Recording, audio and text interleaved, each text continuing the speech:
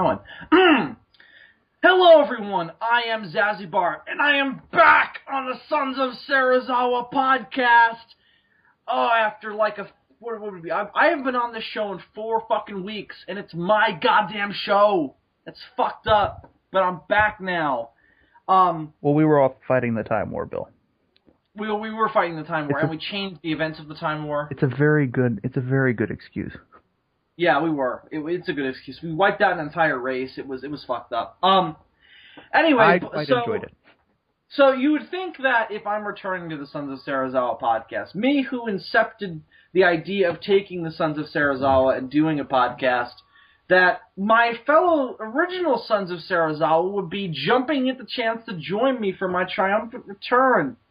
Oh, this is Bill, not the case. This is not the case. Adam and David are not here this week. They've got excuses. I refuse to listen to them. I just assume that they're both off fucking ripping off the mask of life and staring into the face of God or some bullshit like that. So this week, again, a trio that seems to keep coming up whenever it's a light SOS week. I have Dillion McCandless. Of course, here I am. And Andres Perez. Garbage Day! What? Can you save that for the next one? The next one's the Christmas special, Andres. God. Yeah, Andres. It is not time for... You fucked it up, Andres! It is not time for Silent Night, Deadly Night Part 2, you motherfucker.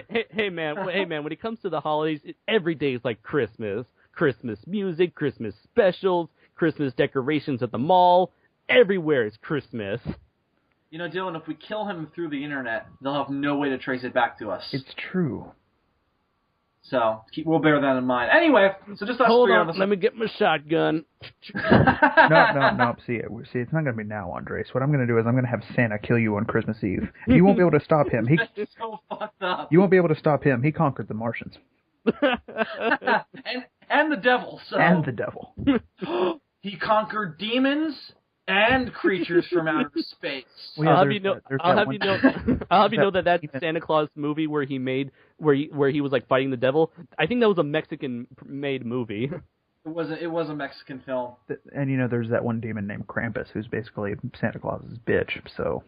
And then there's of course the Nordic Santa Claus, who is kind of a combination of both, where he gives presents to good children and captures bad children and turns them into elves and forces them to work for him. Put your kids to sleep at night with that in their minds. I dare you. And then there's the Futurama robotic Santa, and he's a whole other story. So the Norse Santa Claus is basically Malekith. That's good to know.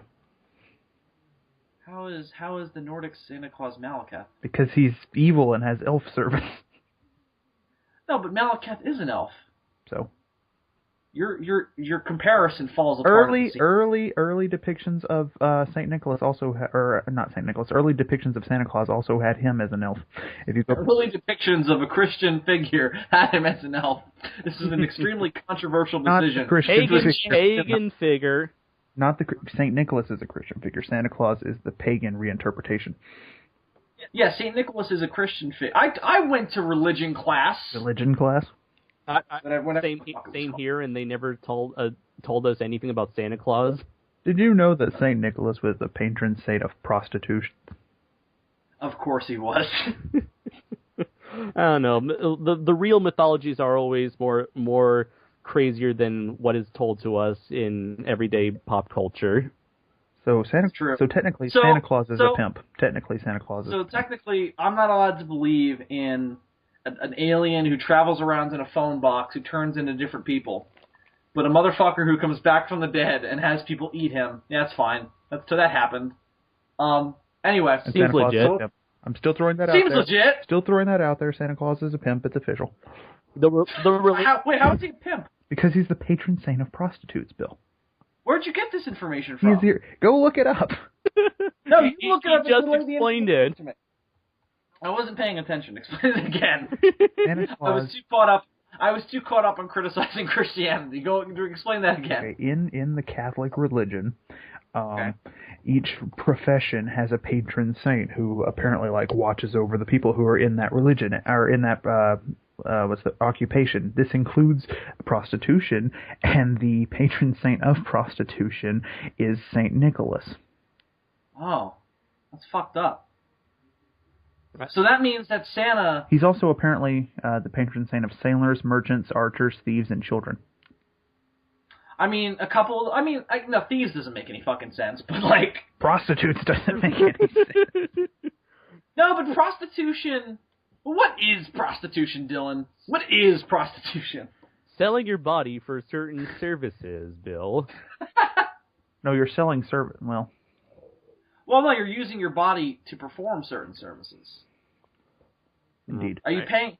So wait, are you selling your body, or are you selling the services? I've never really understood that phrase, selling your body. Selling your body would be selling yourself into slavery. Right. Well, you're not a slave. It's the same thing as any other occupation. You're paid to perform a certain service, and if you go outside of that service, then you don't get paid. Which is why it should be legal. Yeah, it's legal. It's legal in one city, and we know who's from that city, and we know what he's done with that fucking opportunity. I need to next time David's on, I'm totally asking the dude, have you ever fucked a hooker? I need to know. I need to know for this friendship to continue. I need to know. Tell me, David. Tell me. And more than that, it's going to make for a great story, so I still want to know. I don't understand. Which reminds me... If he hasn't, I don't understand why. There's bound to be at least one Asian hooker in all of Las Vegas. Oh, totally. Absolutely. Like, if he hasn't, then he needs to lower his standards. I know it's you know what? I know it's taking me 10 episodes, but this is a weird show. No, is it? I never knew. Who came up with this show? Who motherfucker came up with this show? I don't know, man. Guys, we should take him down. We should fucking overturn him. I think it was Adam. Imagine Adam's here. I say we let him go. Who said that? No one said that. Shut up! We start ganging up on him, and he reenacts the scene from Blazing Saddles. He's like, one more step and I'll blow this dude's head clean off. And I'm like, and I'm like, stop, man. He's just crazy enough to do it. You guys find out that I have multiple personality disorder, and there's another Bill who created the Sons of Serizawa podcast and hosts it. And for one episode and one episode only, the other Bill comes out, and it's just like, what's going on, guys? Why am I recording a podcast, and what are we talking about? Why are we talking about plane jizz and giant bipedal mooses? Who are you people? Oh, Lordy Lord, he's desperate. Do what he say. Do what he say. But that reminds me in terms of things I didn't know about fellow Sons of Serizawa members. Mm-hmm. Apparently, according to what has been revealed to me before we started recording, Andres, you're a fucking lifeguard. You didn't know that? No, not before we started recording. Really? Because in an earlier episode, when we were all watching that Jurassic World teaser... Yeah, he's mentioned something about it, and you were like, you're a lifeguard? And he was like, yeah, and you were like, oh. Oh, no, that was Adam. Adam said, you're a lifeguard? And, Dylan, I don't retain information. It just passes through me, and if I like it, I choose to accept it. It passes through you. I have a major filter system in my ears, and if I like that information, I use it. This is why I'm a devout believer in Sasquatch. And why he is my one and true God. Goes to the Church of Sasquatch, and they're like, yay, and Sasquatch walked through the forest. May he be walking with you. Oh, God. It's the Church of Sasquatch. No, it's like the original King Kong prayer scene. We all dress up in monkey outfits. We're like,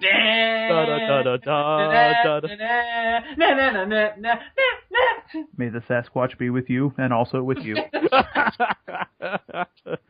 Yeah, I prefer to. Instead of wearing crosses, we wear that figure of the Patterson footage where he's walking past the camera, looking at the camera. Yeah, see, I prefer to live underground and worship a weapon of mass destruction myself. But you know, you guys are opposing. You're our Islam. You're our opposing religion. Let he who is without evidence cast the first picture.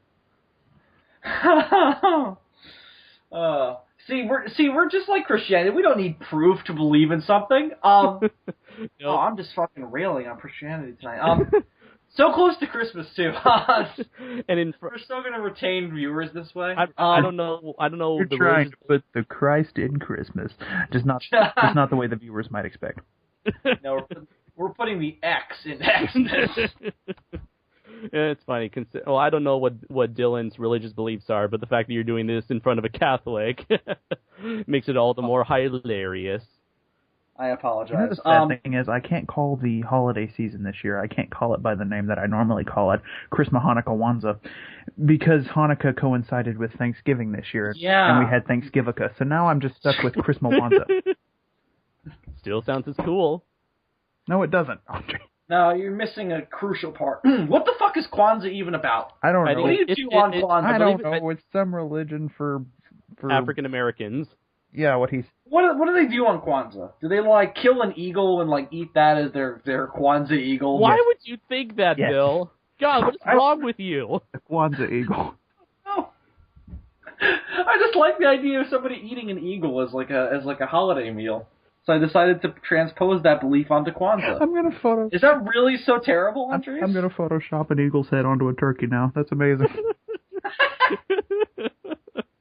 It's like. We killed that eagle ourselves, honey. It's a giant condor from Sea Monster. Yes, the giant claw is the symbol of Thanksgiving, and the condor from Sea Monster is the image of Kwanzaa. What's Kwanzaa about, Andre? Since you seem to know. Meanwhile, I don't know. That's just denouncing my eagle beliefs. I think the mascot for Hanukkah should be the Jew Rangers. Oh, God. Why have you yet to draw that, Dylan? I don't. Yeah, Dylan. Oh wait, never mind. You're actually working on something even cooler than that. Gives them yarmulkes and little sideburns. That's exactly what. No, I was gonna give them the hats and the little curly things, and the Green Ranger. You mean yarmulkes, not hats? No, not those kind of Jews, Bill. The ones that have the wide brim hats, and then the Green Ranger. You mean Amish? No, Bill. There's a type of Jew. They're called Hasidic, I think. A type of Jew. There's a type of Jew. This is maybe the most offensive episode of the Sons of Serizawa we've ever done. See, really? And the last episode wasn't offensive? No, but because there's context there, and I'm talking Dave about a is from different the crowd. I'm talking about a different flavor of Jew than you are, Bill. Okay. Oh God, damn it, Dylan! Listen, okay. Personally, I like my Jews extra crispy. Anyway. Oh, Bill, have you ever seen the Mel Brooks movie, Robin Hood Men in Tights? No, but it doesn't help that Dylan and I descend from Germany. Listen. Mel Brooks appears in that movie as a Jew giving out circumcisions. That's the kind of Jew I'm talking about. Okay, there are some of them that have these like wide brim hats and little curly things. Anyway, that would Okay, see. Okay, so I just made you explain that for no reason. So the normal 5 Rangers would have that, and then the Green Jew Ranger would have a golden yarmulke and one of those scarf things. Just the shoulder pads, he would have one of those long scarf things, and it would also be golden. Racist. We're not racist. Oh, by the way, here we go. Kwanzaa is a week-long celebration held in the United States and also celebrated in Western African diaspora and in other nations of the Americas. The celebration honors African heritage. I remember this episode of The Proud Family. I remember this. Continue. I want to know what Kwanzaa's about, finally. Solve the mystery of my youth, Andres. The celebration honors African heritage in African American culture and is observed from December 26th to January 1st, culminating in a feast and gift-giving. Kwanzaa has 7 core principles. It was created by this person, I can't pronounce his name, and was first celebrated in 1966 to 67. Bam. Andres, I would just like to reiterate how wholesome you make everything sound. And you really sell me on, just the majesty of Kwanzaa and its magic. Why, thank you, Bill. It is a gift I am most certainly proud of. Personally, I was sold to the magic of Kwanzaa by Kwanzaa Bot from Futurama. We need more I was so, Andres, yes. And yay. In that vein of you reading everything wholesome, I would like you to make a slight addendum to that little paragraph you just read. Are you going to do that thing again? I'm going to write it down here. So, Andres, can you just read this for me, please, just to clear everything up? You're doing that thing again where you write something terrible and then have him make it sound wholesome. No, damn it. I'm already. Bill, you misspelled Kwanzaa. That says Kwanzaa. Kwanzaa. Andres, read it. Kwanzaa. Andres, correct your mistake. My mistake. Yes, correct your mistake. No, that was all a lie. Kwanzaa is all about hunting and murdering eagles. Sorry for the mistake, everyone. Andres, who would make you say such horrible lies about Kwanzaa? I don't know. You could say there was a magical voice in my head that tells me what to say. I can make him say anything now. Dylan, try it. It's fun. What am I going to make him say, though? I don't know. Make him say something horrifying. And he makes it sound so wholesome. No, that was all a lie. Kwanzaa is all about hunting and murdering eagles. Sorry for the mistake, everyone. Okay, I'm typing something. Oh, I'm so excited. Andres, have you ever taken public speaking? Public speaking? No, the closest I've ever taken was an oral communication class during my freshman year of college, which was like mostly focused around speeches. Yeah, I'm taking fundamentals of speech right now, and it's a lot more about like where communication comes from and how it works. It's boring as fuck. But it was fun because here we go. Andres, read that. Okay.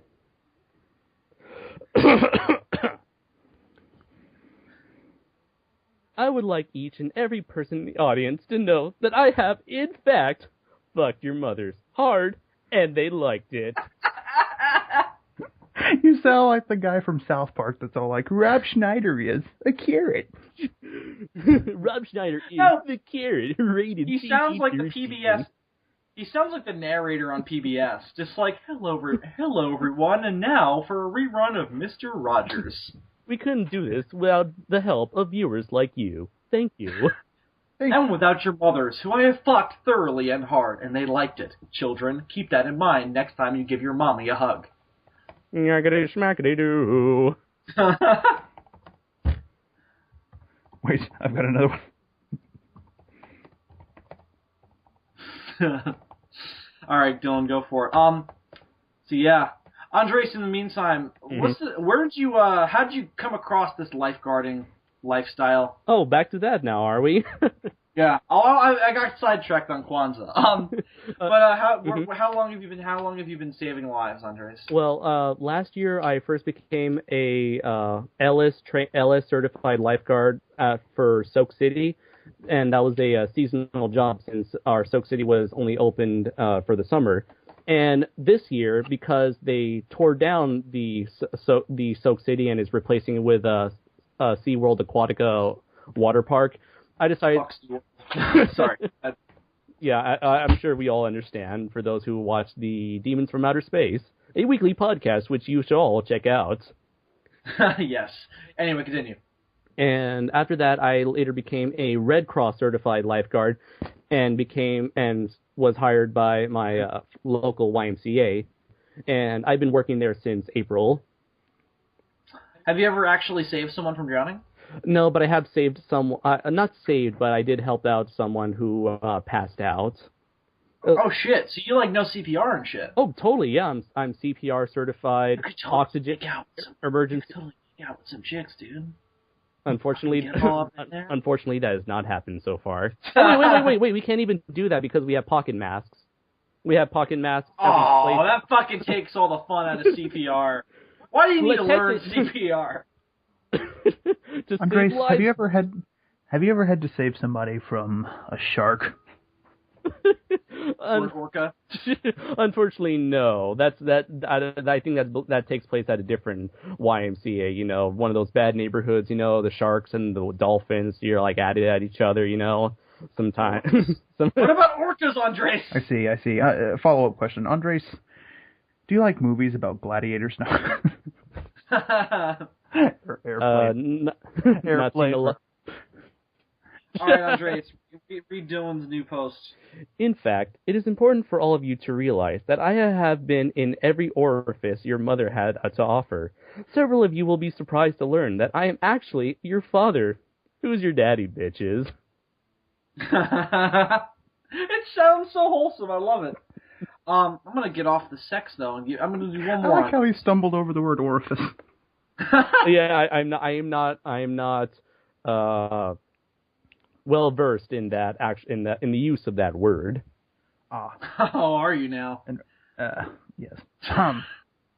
You see, Andres, when a man and a woman. No. The birds and the bees, or as I like to call it, the Kamacaruses and the Mothras. That's my way of saying the birds and the bees. How can I put this nicely? An orifice is a hole. No. You guys vamp for a second. Okay. So have you been, Dill? Okay. Here's the actual definition, which is hilarious. Orifice, an opening as of a pipe or tube, or one in the body, such as a nostril or the anus. They jump from nostril to anus. I thought so. I thought so. So about them sun bears. You guys continue to vamp.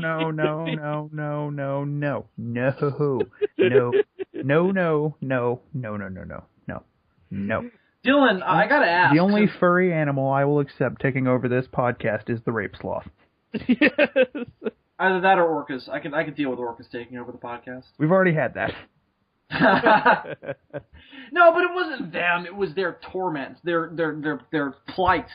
I want strong orcas to take over our podcast. That's why we invented the orca kaiju, Bill. Either that. Oh, we have to talk about that. Either that or the potbelly orca. That is a really awesome kaiju that Dillion designed, by the way. Yeah, we'll talk about that a little later. But guys, the potbelly orca. The potbelly orca. Who does not want a potbelly orca? Andres, did I show you both of the images of the orca kaiju? The one of him just standing there and the one of him swimming? Yes, you have. Okay. You guys, Dylan, explain to them this orca kaiju you came up with while I'm writing. Well, I didn't come up with it. You did. I just designed the damn thing. Well, fucking tell them your design process. Okay, I drew a bipedal orca with arms and legs. Thanks, Dylan. Very good vamper you are. That was my design process, Bill. Sorry I don't have fascinating stories about designing an orca. Okay, I'm going to make a moose kaiju. I make a moose. I give it arms and legs. There you go. The end. A polar bear kaiju. I take a polar bear. I put a Canadian flag behind it, you son of a bitch. Oh, sorry. Watch out, we got a badass artist over here. Exactly. Although, yes, he working with this guy, he's most certainly got some talent behind him. For a guy who traces over models. You're just saying that because you want me to draw you more robots. Yes. I love me some super robots. Should we get my super robot Draco Azul involved in the Sons of Serizawa universe? No, absolutely. Totally. Having Draco Azul duke it out with Polaris and Clarence. We need to come up with a name and a backstory for this here Orca Kaiju we came up with. So, for any of you who don't listen to the Demons from Outer Space, which you should, weekly series on my channel. It's awesome, kind of. It is pretty awesome. We just released a new episode in which we talk about the gay Ghost Rider. Yes, because that's a thing now. The gay Ghost Rider. That's a thing. Is that the sequel to Ghost Skater? No. I wish it was, Andres. I so wish that was the sequel to Ghost Skater. I would make a lot of money on that being the sequel to Ghost Skater. Oh yeah, totally. Oh yeah. Definitely. Oh, dude, that reminded me. I have to show you this as soon as I can find it. It's an image. Let me ask you guys this: there's a superhero movie that comes out simply called The Gay Ghost. Tell me you don't watch that movie. Is it animated by Rob Liefeld? No, it's live action. It's just called The Gay Ghost. Is it the Funky Phantom?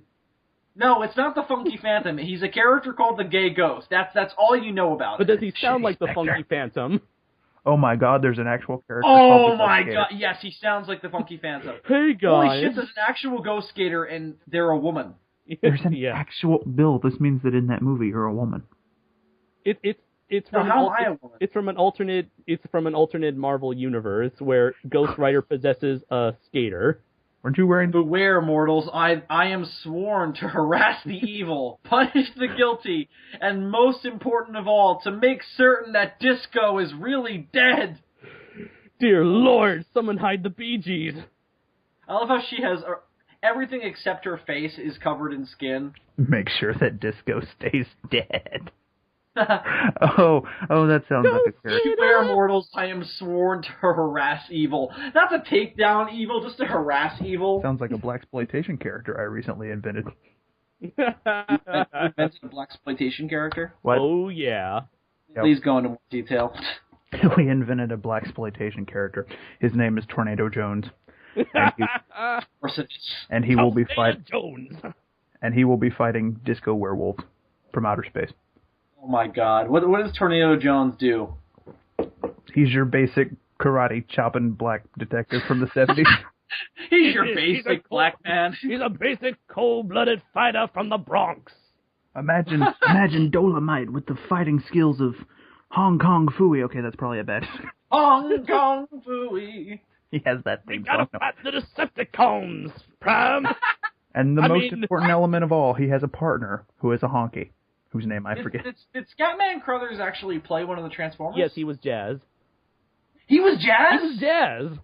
Holy shit, I didn't know that. You didn't know that Hong Kong Fooey was Jazz? No, it turns out I didn't know that Hong Kong Fooey was Jazz. Easily the best. Know him when he's talking like this. Hey, Prime, when we gonna fight the Decepticons? Easily the best part of Jazz, the movie. I appreciate your impressions of the character from The Shining, but I must say that you are distracting me from beating the shit out of Megatron. So, if you don't mind shutting the fuck up, just please do that for me, will you? And then later, it's ripped in half, and Optimus Prime feels really bad about the... They're always trying to keep the Black Autobot down. Bumblebee, I just wanted to say that the last words I spoke to Jazz was I told him to shut the fuck up. I'll tell you who's letting the Black Autobot down. Michael Bay. That's true. It's so true. Yo, man, why you gotta treat us Black Autobots like this, boy? Michael, I just wanted to point out that there are some... Let's just say... Okay, Dylan, you're Michael Bay. Andres, you're the guy. You're the people who voice Skids and Mud Flaps. No, Bill, no.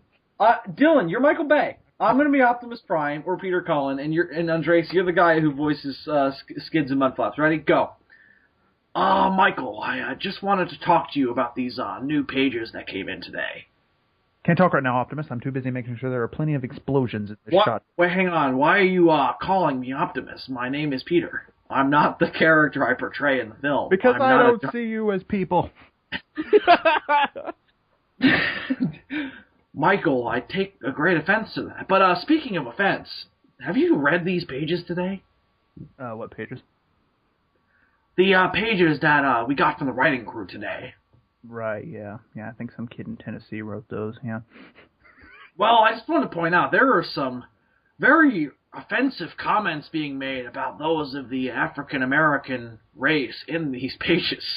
I don't think they'll notice. They don't do much reading. Well, Michael, I'm gonna have to beg to differ with you on that one. Guy who voices Skids and Mud Flaps, come in here. I'm sorry, I forgot your name. We just met today. Come on in here, man. Hey, yo, man, what do you want me to do, boy? Have you read the pages today? Yo, man, ain't no thing but a chicken wang. I give up. I'll just record my lines and go home and get stoned. Let's just do this. Yeah, yes, I think that would be for the best, Optimus. Michael, don't even. Hey, man, how am I supposed to read this? I can't read. Oh God, Michael, don't even talk to me. Just send me your directions via text message. Hey, yo, man, How about improvise like this? Hey, yo, man, it's asking. It's supposed to hurt. Oh, I'll have somebody. I'll have somebody else. I once had dignity. I once voiced King Kong. I'll have somebody else direct you, Optimus. I'm a little busy making sure that there are plenty of explosions in this shot. You know, Michael, I'm seriously reconsidering my place here at the Transformers. I have TNT to place, so. Michael, you're a real bitch. You know that. Hey, yo, can somebody sign me my welfare check? Yeah, I'm going home now. Oh, it's the first of the month. Oh my god, this got really racist. And you guys are worried about the last fucking episode.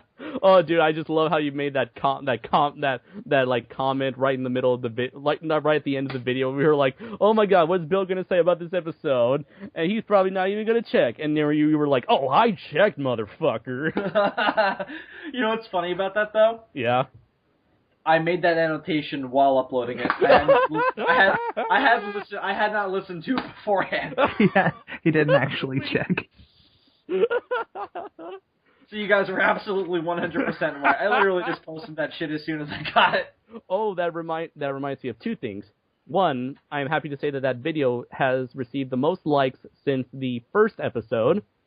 And second, we gotta announce which of those 3 stories of Gorzard's was true. I think we're gonna wait till he comes back for that one. Yeah, okay. we should wait till he comes back, and then he can refresh my memory on what the fuck the stories were. Yeah, I don't remember. So let's wait. Honestly, let's wait for him to come back on that one. But I mean, I know the one story was like it was him, and he was in a place doing a thing.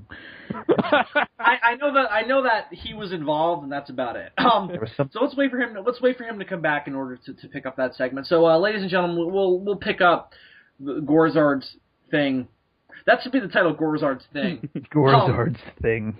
On the next episode of the Sons of Serizawa podcast. Anticipation grows. I don't yes. I don't know if the audience has noticed, but this is a very special episode of SOS because it is. Wow, you're right. This is indeed episode number 10. And while we're 10 episodes of the Sons of Serizawa podcast. And while we're not going to deliver on the idea of doing a commentary of Raging Cajun Redneck Gators, we're going to give you something even better. A commentary I think it's about the jet plane. Yeah, I think it's time that we get into that. So, ladies and gentlemen, it is 10 episodes since we have started the Sons of Serizawa podcast, and which is why I was really sad that we couldn't get David and Adam tonight, because it shouldn't be that big of a milestone, but for this group of podcasters, it really is, because 5 people, all with very different schedules on different parts of the country, getting together every 2 weeks to do a regular show like this for 3 hours is not easy. It is not fucking easy. I mean, I'm sure we would all prefer to have them here, but I mean, there's really nothing we can do, and we can't just renumber the episodes. I mean, we're not Doctor Who. We don't go around renumbering things. So yeah, we could do that exactly. It's like the next episode is episode 10, and this is the episode John 9.5 or whatever. Yeah, we could have done that. We're not. This is episode John heard. This is the war episode.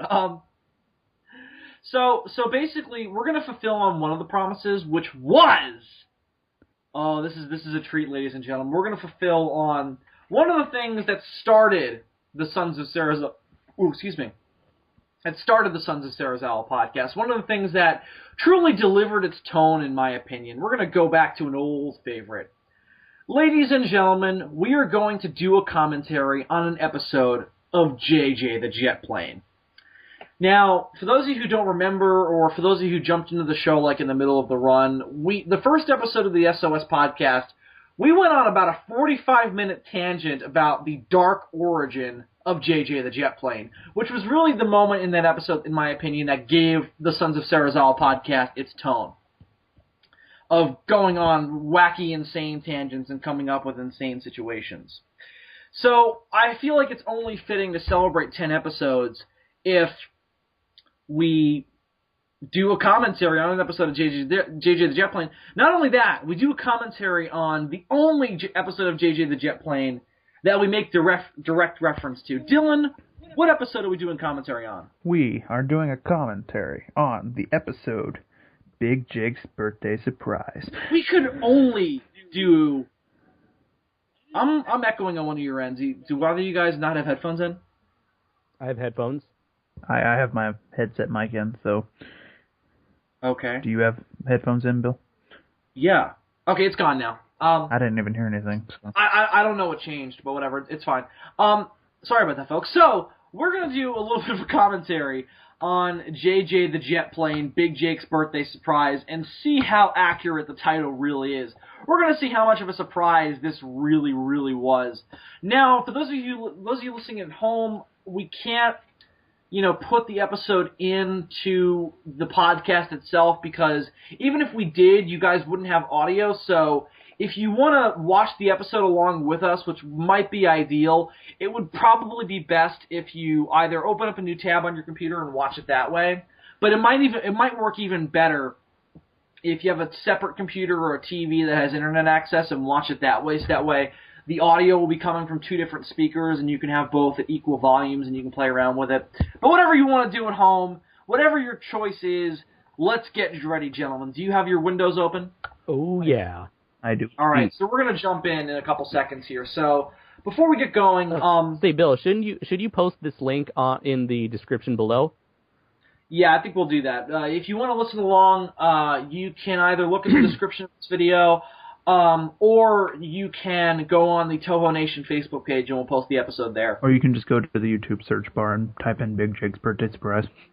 Yeah, it'll pop up. The YouTube channel we're watching this off of is Kid Mango. So shout out to Kid Mango. Shout out to Kid Mango. Someone who apparently cared about JJ the Jet Plane enough to upload all these episodes. Yeah, exactly. And also has 9 times the subscribers that I do, so he doesn't need a shout out for me. On both accounts, on both accounts, this worries me a little bit. Why? The fact that this kid cared enough about JJ the Jet Plane to upload all this, and the fact that he has more subscribers than we do. Yeah, I'm worried. I'm worried about the state of our country, or the state of our world, rather, if this is going on. But anyway, without further ado, we live in a world where good shows get canceled and new ones go up, okay? Symbionic Titan, canceled after 1 season. Young Justice, canceled. Did we ever get the resolution of Samurai Jack? No, we did not. No. And now Mako is dead. Are you happy, America? Are you happy? And you know what? Now you know what we haven't said? The annoying Orange, freaking Fred, and Teen Titans Go. Wait. Everyone, I would just like to point out that Keeping Up with the Kardashians is going on for 7 seasons. I just like to point that out. Everybody cry at that, please. God. Everybody in the audience start crying. Thank you. Our country let Honey Boo Boo happen. God. Well, we canceled Samurai Jack. Just let that sink in for a second. Nah. And now Breaking Bad's over. Oh God, this world is coming to an end. It's just clear. And on that note, let's talk about JJ.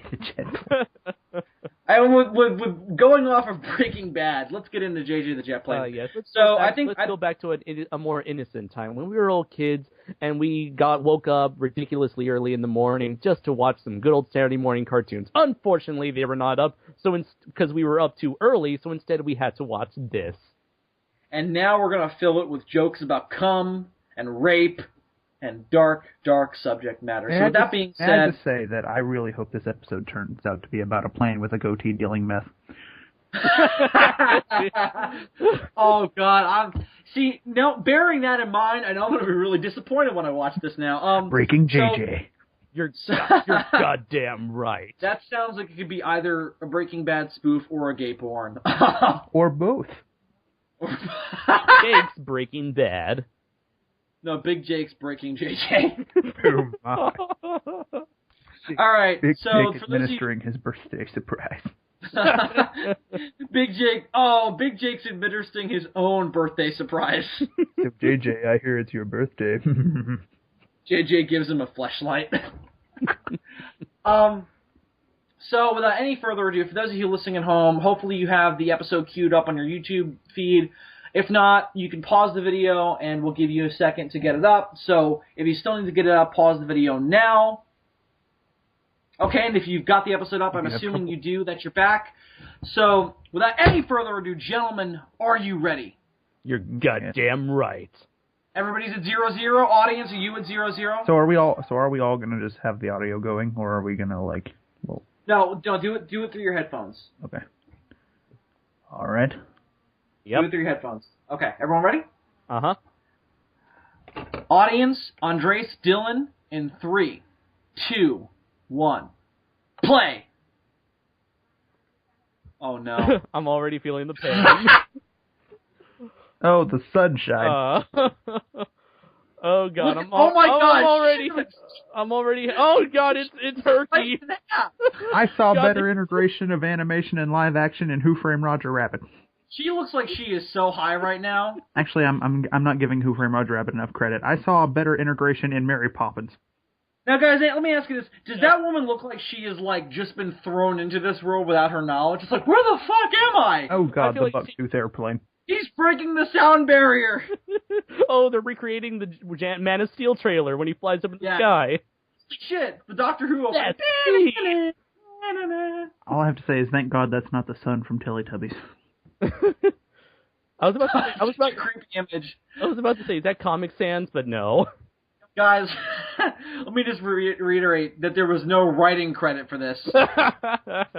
Why would you want credit for this? Oh, he's dead. Oh my. That was his birthday. Oh God, why is he smiling in his sleeve? Oh no. You don't want to know about what he's... Oh my God, what is he dreaming about? No, look at that smile, dude. You can probably already... Oh my God, he's awake. Somebody kill it. See, they can't pan any lower because he's leaking plain jizz all over the runway. Oh. I must have killed them in the night. Did I win on one of my murder sprees again? Gosh darn it. Oh God, these faces. Oh no, he sounds so senile. He kind of sounds like a deeper pitched Barney. Oh no, he found the child. Run! Oh no, run! Oh dear Lord, there's an older plane. He looks like... Hey, fishetties! Is it me? What's more important than him? This gave Big Jake a major psychological complex. Is it me, or does it look like Big Jake is like twitching? Oh, come on. What's Danny DeVito doing there?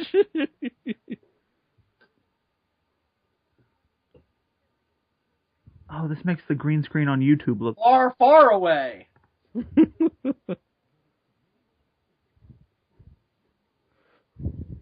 Except JJ's.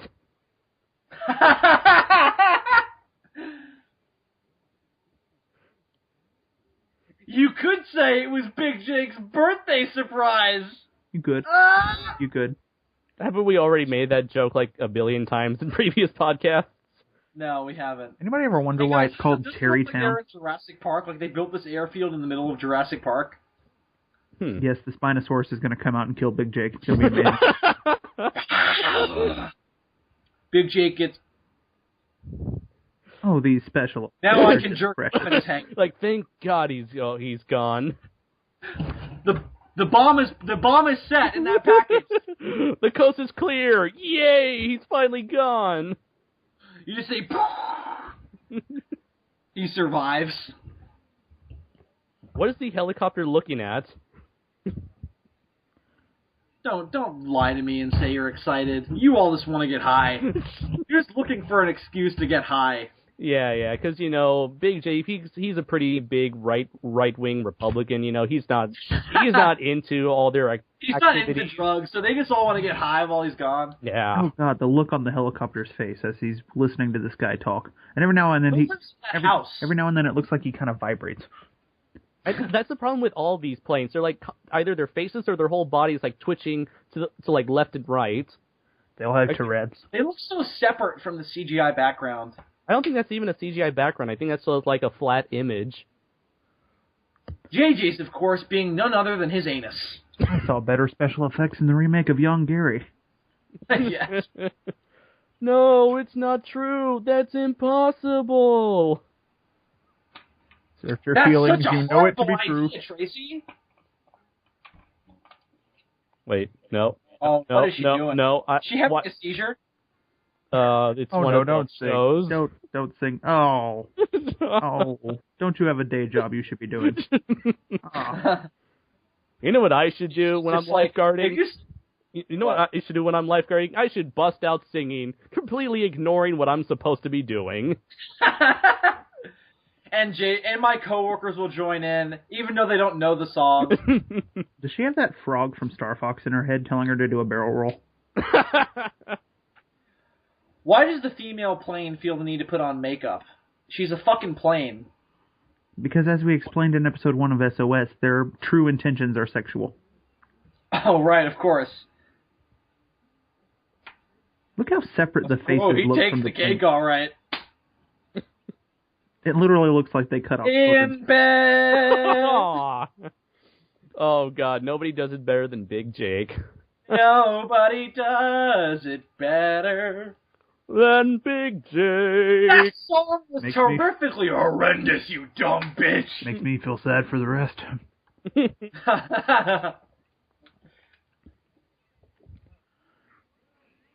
Oh, I'll tell you what you're going to give him, JJ. I don't think you're going to like it. Access to that exhaust pipe of yours.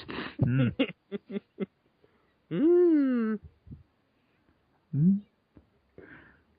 Big Jake's got some popsicles for you in his cellar. My bathroom must be broken? What?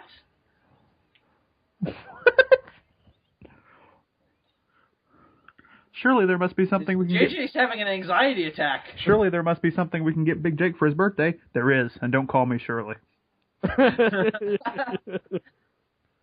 Maybe that's the reason why they're all so jerky, because Otto the autopilot is piloting them.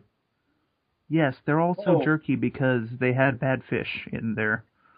Oh. You know, there's a big misconception about this episode's plot. When people are talking about JJ's thinker, they think he's talking about his brain. Really, he's talking about his anus.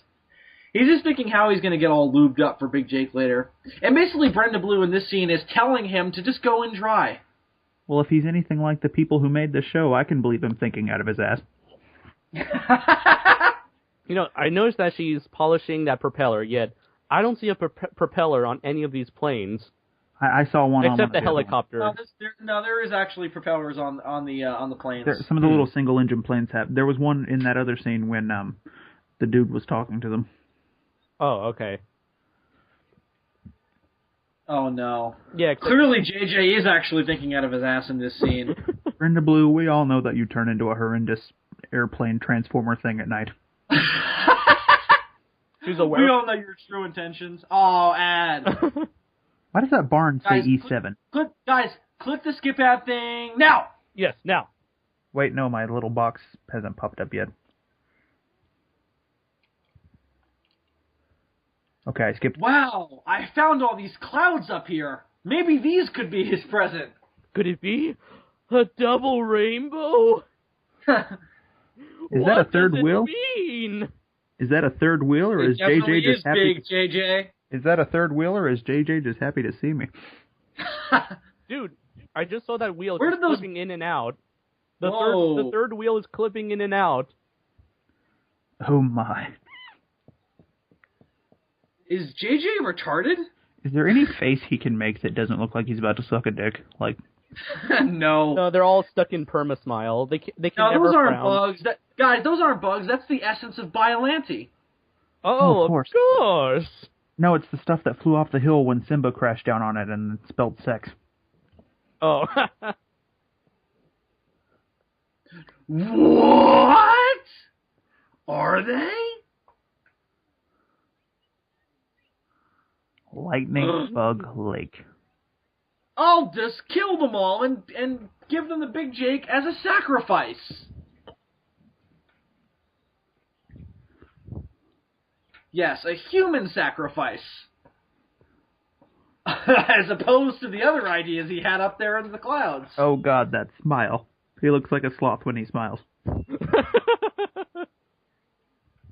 Climb inside, boys, if you know what I mean.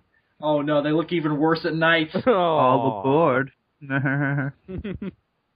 Have no fear, for the rape train is finally here. Hey everybody, Big Jake is back.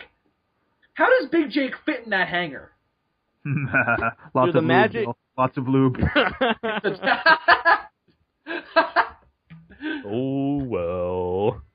What? Why Terrytown? Why is... They're not even looking at him. Oh my god, look at the female's face.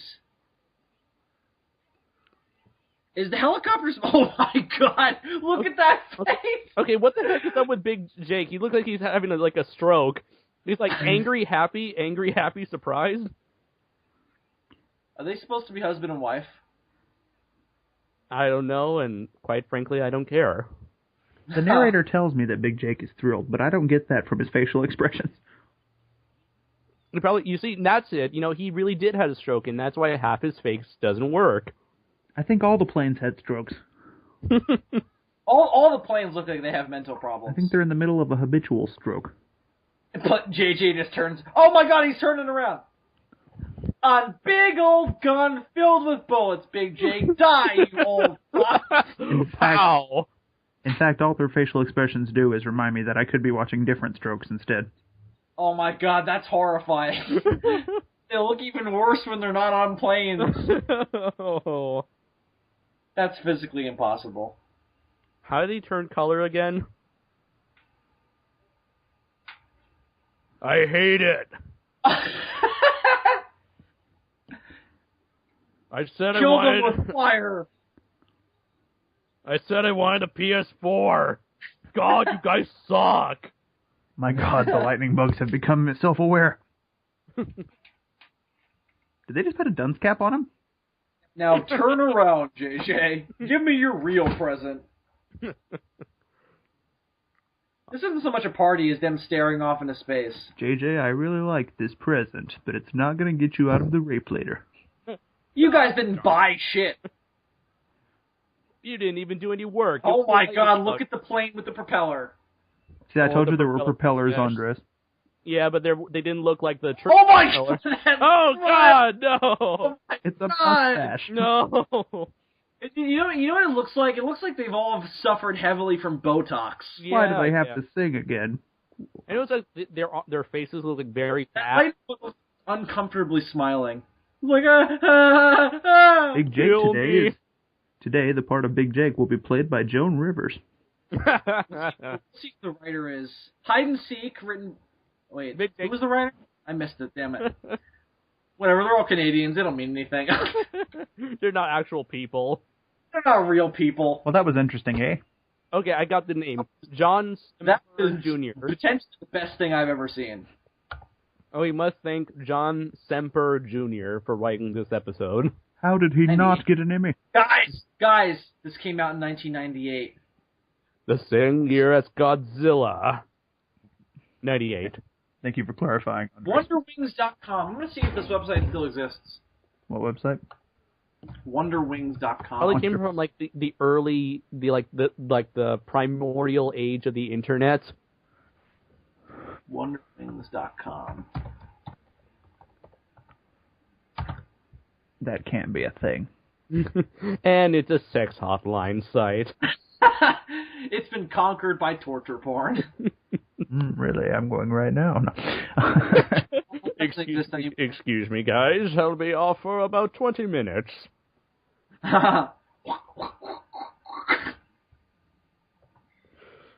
So, I guess that's what it must be. Yeah, there's no wonderwings.com.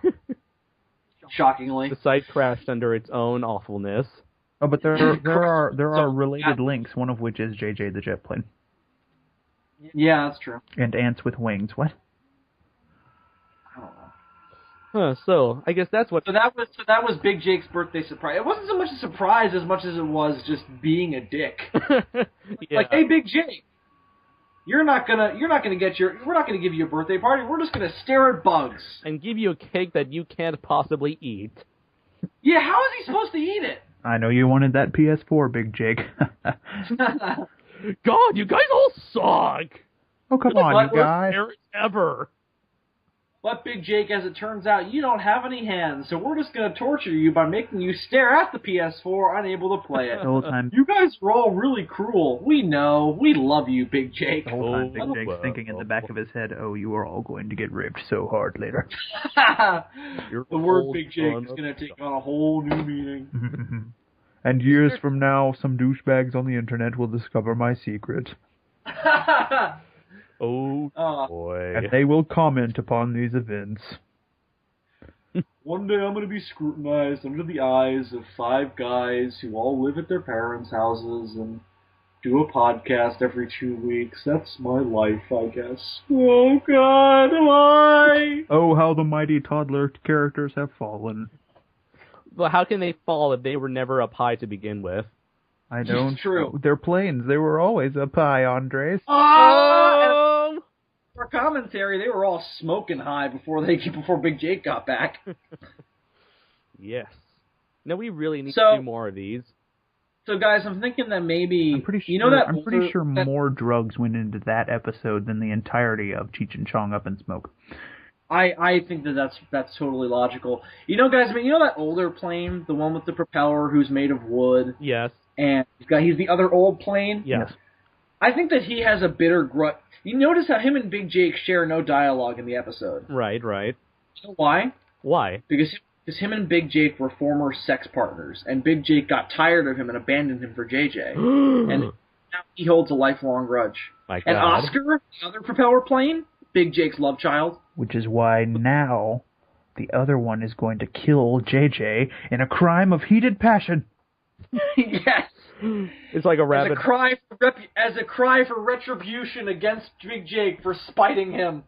It's like a rabbit hole. We just keep falling deeper and deeper into this dark chasm. Really is fucked up. He's going to sabotage him. And he's going to sabotage him, and then one of these days JJ is going to look over and say, "There's something on my wing." Yes, JJ the Jet Plane is a prequel to that episode of The Twilight Zone. JJ the Jet Plane is the plane from that episode of The Twilight Zone. Yeah, see, that's him growing up. Yeah, he ended up having his wing ripped off, you know. And then one of his doors was open. Some crazy man came flying out, shooting at some invisible troll or gremlin. Bill Shatner tried to save him, but nobody believed him. Hey, guys, guess what? None of what we're saying is true. What do you mean none of what we're saying is true? That turns out to be... No, I'm kidding. Hang on. Are you saying that none of us are true? Yeah, we're all just a lie. Once again, I bring up the idea that we're all just figments in Bill's imagination. Oh my! Are you guys telling me that you're all figments of my imagination? Or are yes, we all Bill. figments? Or are we all figments in your imagination, dear viewer? Oh, dun dun. No, we're not. That's just not true. Shh, Bill, you're gonna give it away. Sorry, my bad. You ruined the mystique. Wake up! Wake up! Wake up! Yeah, fucking one of our viewers wakes up in the Matrix tank, just like, whoa, what? I was mentioning I was listening to a horrible podcast. And you were there, Annie M. And you were there. And you were there. That's fine. Now that you're awake, we're going to chop you up. Shockingly, there's no trivia information on JJ the Jet Plane. Oh, how shocking. This somehow does not surprise me. Did anyone ever wanted trivia from JJ the Jet Plane, Bill? Yeah, I was going to try and do, like, fucking... Dude, if Mooslo becomes a successful character, this has to be the tagline. The most successful Canadian character since JJ the Jet Plane. Yes! Ooh, JJ the Jet Plane trivia quiz. Johnny Test, eat your heart out. Was he from Canada?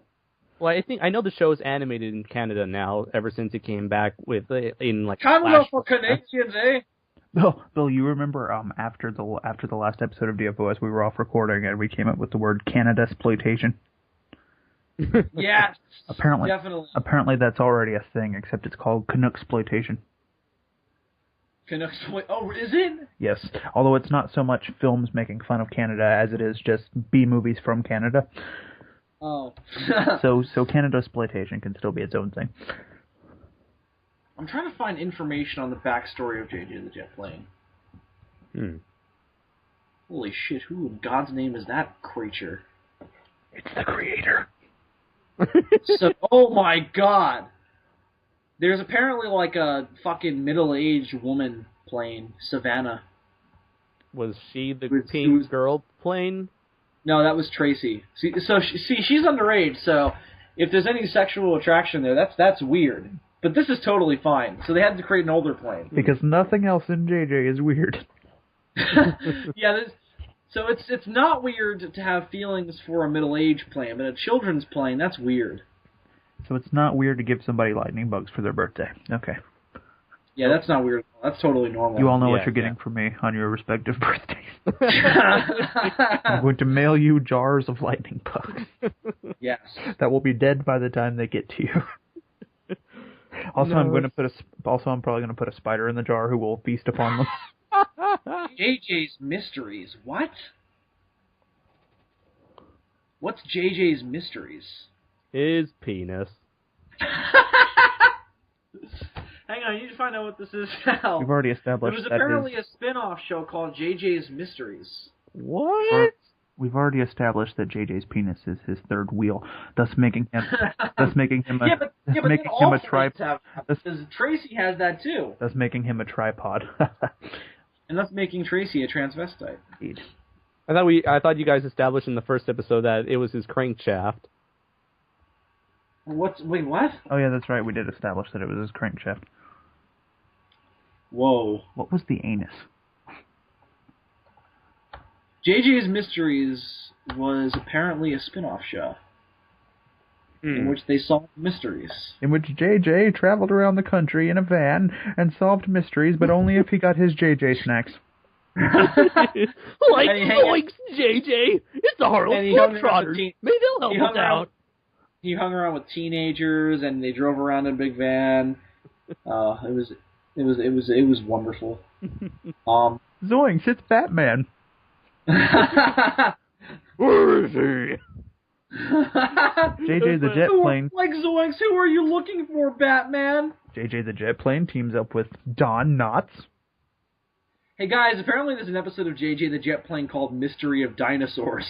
Oh no, I can only imagine how bad the CGI must be for those dinosaurs. Guys, we're watching this one. We're doing a second commentary. Right. I'm going to send you guys the link. All right. 2 commentaries this week. Well, that's pretty much half an hour's worth of episodes. Here we go. Yes, we're going to do 2 commentaries on JJ the jet plane because we are badasses, and apparently that's the criteria for being a badass. Yeah, is watching JJ the jet plane and surviving. Yep, 2 episodes for the price of none. Yeah, it's pretty sad. You guys have it queued up? Yeah. Hold on. All right, viewers, this will also be in the description and on Facebook. This one's called JJ the Jet Plane, episode 49, Mystery of Dinosaurs, also posted by Kid Mango. If you need to queue it up, pause the video now. I'm queuing it up, Bill. I'm queuing it up. Okay, well, you can pause the video then. It's taking forever to load. We got to mention that the first episode we saw was episode 2. This is episode 49. Do you think the quality of animation will increase within those 47 episodes? Now, I'm sure the production values are way better, Andres. Now, this could mean one of 2 things. Either A, the quality of JJ the Jet Plane increased over time, kind of like Doctor Who, the new series. Or B, this could mean that JJ had hit its peak in episode 13, and it fell off afterwards, like Buffy the Vampire Slayer. It could basically be like when they brought the Herculoids back in the 90s and inserted a terrible laugh track over the whole thing. They brought the Herculoids back in the 90s? Yes, they started making new Herculoid shorts in the 90s, and they inserted these terrible laugh tracks over it that just ruins the whole thing. But well, I was about to say, didn't those laugh tracks apply to all Hanna-Barbera shows? Not the original. No, but they weren't not in the Hercules. Not Hercules. Oh, okay, so not for Herculoid. No, Godzilla didn't have a laugh track. Yeah, there's no laugh track right. in Godzilla Okay. on Dress. There's no laugh track in He-Man either. That's not Hanna-Barbera, Bill. You sure? Yeah, that's Filmation. It's all the same horse shit. No, it's all bullshit. It's Filmation. Yeah, that's Filmation. I almost said it was Viacom. It's not fucking Viacom.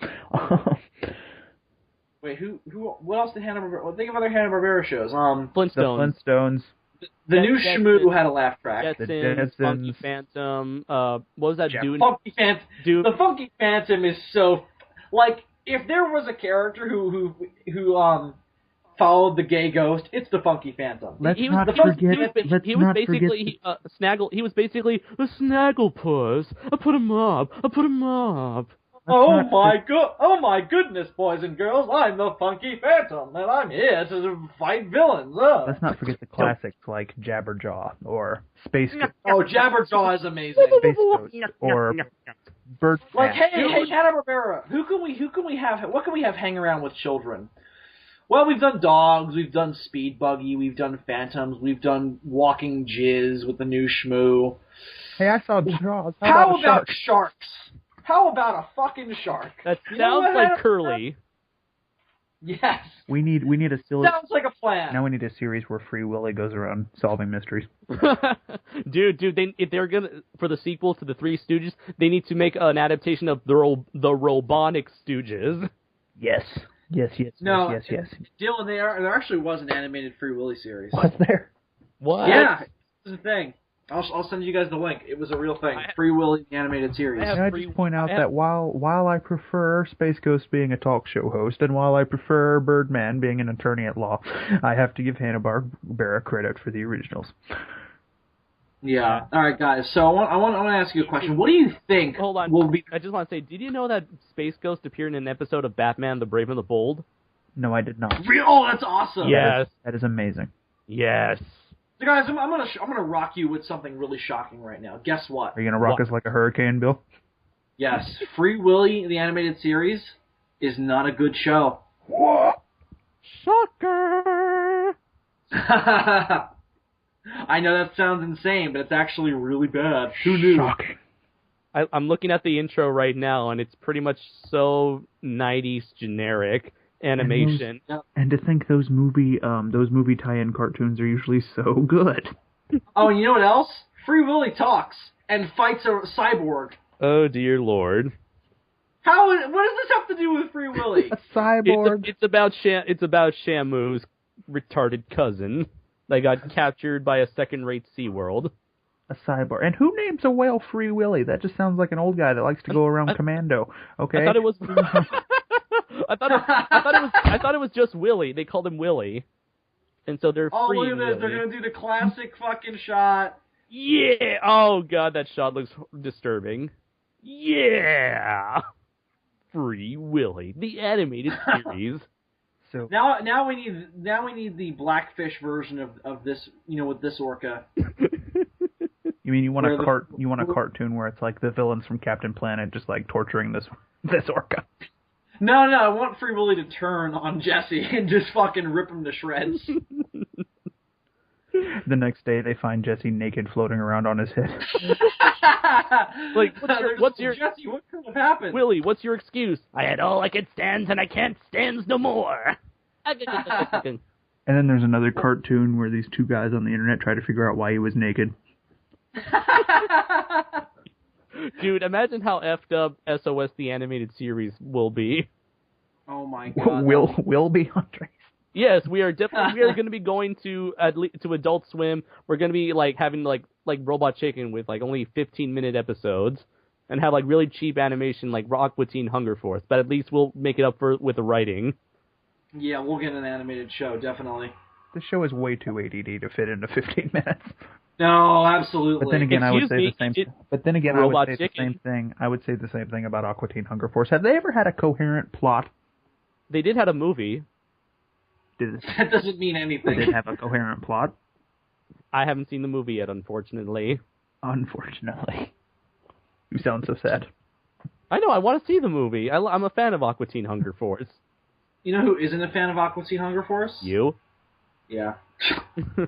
Well, it's a weird thing with, like, when it comes to Adult Swim, a lot of their animated shows are very heavily influenced by the, I don't know what you would call it, the drug user crowd.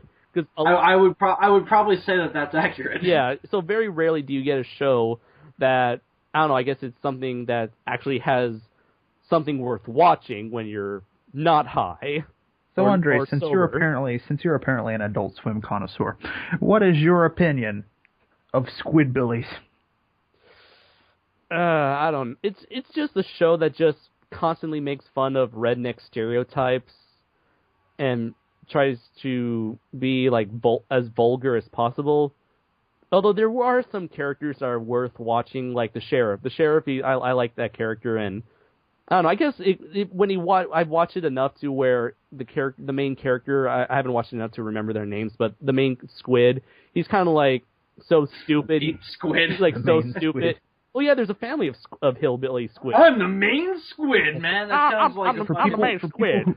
For people who don't know, the premise the main squid. The premise of this show is that it is a family of squid, and they are hillbillies, hence the term squidbillies. And they constantly commit crimes, but because they're a very endangered species of land squids, they're able to get away with all their crimes. They're just endangered. And the main squid, he's constantly raiding the exact same convenience store with a paper bag over his head. Do you guys remember a show on Adult Swim called Home Movies? Yeah, the animation was so horrible I never saw it again. But I hear the writing was good because it's actually if you go back and watch it, the writing was actually really good. Like the animation's shit, but I think that's part of the appeal. I think they did that on purpose. Does Squidbillies ever explore the idea that squids do not have a heart and what that means for their soul? I don't think possibly. So. I mean, they bring religion into it quite a bit. You're just like lampooning. But do they explore how a squid does not have a soul? How there is no divine spark in the squid? Why are we talking about Squidbillies? Why are we talking about Squidbillies when there's an animated series of Black Dynamite? Ooh, dude, now that's an Adult Swim show I like. Dynamite. All right, guys, let's jump into JJ the Jet Plane. Come on. All right. Are you guys ready? Wait. Black Dynamite fights Curtis the Frog. Curtis the Frog. Yep. The Frog. I said ribbon, motherfucker, ribbon. Bitch, are you for real? What can I say? The man is black. You guys ready? Yes. I've got my finger on the button, and I'm not a politician, so that's a good thing. All right, one. Audience, are you ready? Yes, Bill. Yeah, Bill, we're ready. Yeah, we're totes ready, yeah. Why is Herbert the Pervert a fan of SOS? It's a good question, Bill. It must be all the plain jizz. Anyway, let's get going. 1, 2, 3. Go. Since when is there a Today on JJ? Whoa, what the fuck? There's a new plane. There's a new Brenda. Are these characters? It looks like Jason Mewes. Oh my god, they found a brontosaurus. Are these characters painted now? Excuse me, it is... I'm sorry, but it is called an apatosaurus, Bill. Oh god, look at that whale. Look at that whale. They're in space. Well, planes can't go to space. Why do they need helmets? They don't have lungs. JJ the Jet Plane in space. And hopefully he'll stay there. This week on JJ the Jet Plane. We start watching future episodes and it turns out that the whole show turned into this really gritty action series. Previously on JJ the Jet Plane. Helicopter, you can't die. Everybody liked you. Yeah. I love how they show Brenda Blue being played by a different actress in the opening, and then in the opening credits she's the original actress and nobody cares. Nope. There's this big event where 2 red planes get married and they call it the Red Plane Wedding and everybody there gets killed. Aww. Oh, and there's a fire truck. God. Nice. Why is there more music? What is this? It's not only is there music, but it's a music video. Oh, JJ's Mysteries. Is Robert Stack involved? What killed the dinosaurs? The Ice Age! The plane jizz! Oh, Jesus Christ, monsters! Someone alert the Self-Defense Force! Get Mechagodzilla into this! Where's the Science Patrol? Who is this dumb bitch? Dinosaurs. They're eating her. I think they're going to call the Jaegers. JJ is repurposed for bringing in Jaegers. He's the one that he's like one of the 2 planes that carries each Jaeger. And now back to the Terrytown Quarry, where Cell is awaiting JJ for their ultimate showdown. Dun dun dun dun. Yeah. Dun dun dun. JJ, I knew you would arrive here to challenge me. Yes, who are you supposed to be? I'm Khaki Carrot Cake. I'm as strong as an ant. If an ant was this big, moves his hands bigger. Yeah, you're just fucking with me. Where's the older white plane? Where's the older white plane who finds the mosquito preserved in amber? And there's that shot of Big Jake looking down at the mosquito, just like, Because JJ's like me. He's a digger. Is it me or does the So instead, she decided to start masturbating. She had a hard time. She has a little mat. She's only like, what, 5 years old, Bill? Yeah, Bill, These planes don't have ages. Don't fucking bullshit me. Bill, the narrator, said that she had a Oh hard my time. God! God. Oh dear Lord! Dun dun dun dun dun. Okay, it was only a dream Dun, sequence. Maybe dun, it actually dun. like that. Guys, I hate to say it, but the quality of animation has improved slightly. Yeah, the looks a lot plane smoother. models look. Yeah, the plane models look smoother and shinier. Whoa, what's going on, man? Wait. Snoogans. Wait. I heard a Spanish accent. She's Spanish? If Godzilla Unleashed taught us anything, just because the animation's better. Yeah, it doesn't mean it's better. Hey, little man, put that shit in my hand. Why do you have a Spanish accent? And why is it so thick? Because she was. Why do planes have nationalities? Because she was made in Mexico. No me gusta los dinos. Ay, mami. Ay. She was made in Mexico, like Bender Bending Rodriguez. And yet Bender didn't have an accent. A mystery to solve. Quick, JJ, to the back computer. Oh, what the fuck? Oh no! Only in the night. Now we're tripping. Only in the 90s would you find editing like this. Oh my God, that's so shitty. Andres, You do not want to solve this mystery. No, I don't want to be in this mystery. I'm being forced. Andres, you remember the time that Fry convinced Bender to go on an adventure by saying, "But Bender, what about the senoritas?" The bathroom. Vomitus! I love that moment. Hey, it's the public library. This is the part where JJ drops his glasses and says, "It's not fair." But now we have the internet, so fuck libraries. Aww. There was time. There was time enough. That's not a dinosaur. That's a Dimetrodon. Yeah, that's not a dinosaur. That's an ancient reptile. I know. Exactly. Why are they always lumped with dinosaurs? They're not fucking dumbasses. Holy shit! That dinosaur is stuck. Because most people don't realize that those ancient reptiles are actually closer related to us than they are the dinosaurs. Yes. Mind-blowing, isn't it? What's the word? Pelycosaur. They're called pelycosaurs. Yeah. They totally skipped the Triassic and that other one. Oh, yeah, Cretaceous. No, the Cretaceous was after. It was Oh my God, yeah. what killed the dinosaurs? The Ice Age. Oh my God, they're wiping out the people with red X's. Surely this is a Holocaust unbeknownst to man. Yes, dinosaurs actually wish made that- humans extinct, and we evolved from the dinosaurs. Yes. Totally off topic. I really wish after They Mr. Freeze had vanished. said, "What killed the dinosaurs?" there was a scientist there, and he was just like, "Evolution," and he was like, "The Ice Age."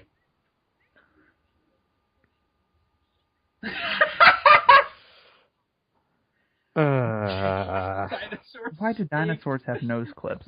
Is this even going to have dinosaurs in it, or is it just going to be the mystery of how they went extinct? Wow, that's a big pile of shit. What, are you referring to the show? I don't know what I'm referring to everything in this. You see, JJ, we used human to fill in the plain sequence gaps. You see, the Triceratops had a brain. That's not a that Velociraptor is way too big. It looks more like a baryonyx. No, it's not. Don't lie to me, Brenda Blue. Obviously, that is an Albertosaurus, a cousin Don't to lie the to me, T-Rex. Brenda Blue. I love how we're throwing out species names. That is clearly a baryonyx. Meh. Wait, what does that say behind them? Banner? No, it says bank. Yeah. Bank Bill, And a post place where they office. put... How come this town is vacant? Did the planes wipe them out in order to conquer their town? Is that where the planes... Guys, skip the ad. Yes. Is that where the planes put all their planes? Set, right. Go, skip Go, now. skip. Oh, Welcome screen back wipe. forward. Gotta love And I those love how Windows Movie Maker transitions. Why is this the job of an airplane? Oh yeah, What's her- aren't they supposed to what's her- like Because carrying she's the only packages? human in the town, Bill. She has to do everything. She's just insane. She has every job. She's working with Mr. DNA. No! Is that what a skeleton is? That Stegosaurus looks high. No. Not really, Jason. I thought skeletons only. I don't want to help. I thought skeletons only existed. existed. It's the bottom one. I know it's the bottom one. It's got to be the bottom one, guys. No, Andres, you're wrong. It's the middle one. It's the one in the middle. I swear to God, it's the Triceratops. The middle one. No, it's the one. Damn it! It's the one in the middle because it looks like. It's the one in the middle because it looks like Godzilla, and Godzilla has backplates.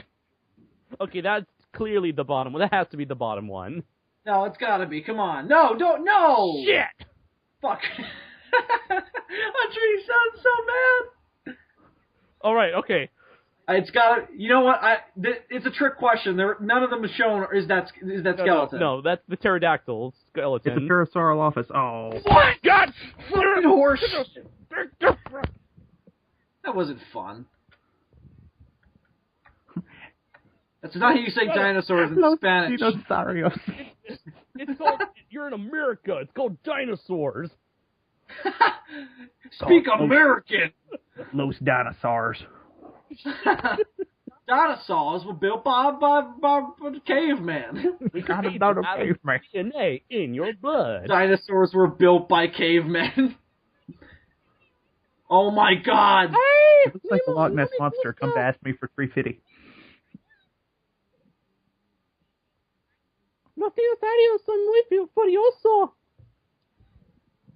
Listen, dinosaurs don't eat planes.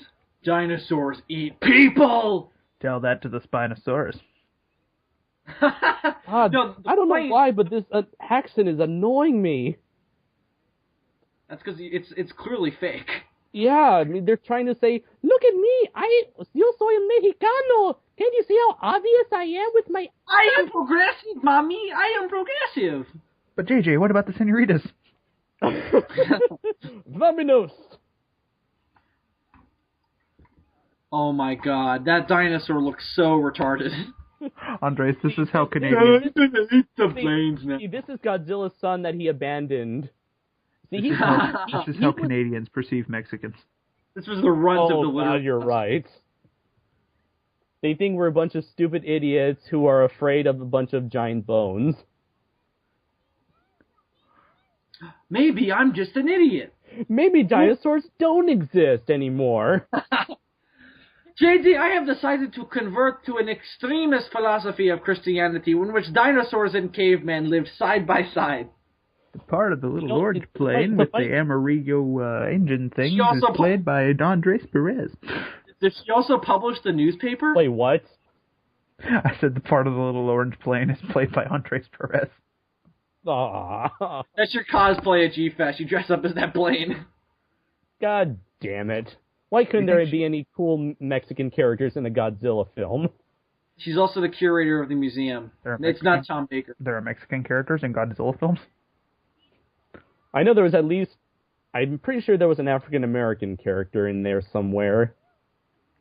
No, they're not. Maybe Mexico was represented in those United Nations scenes in Destroy All Monsters.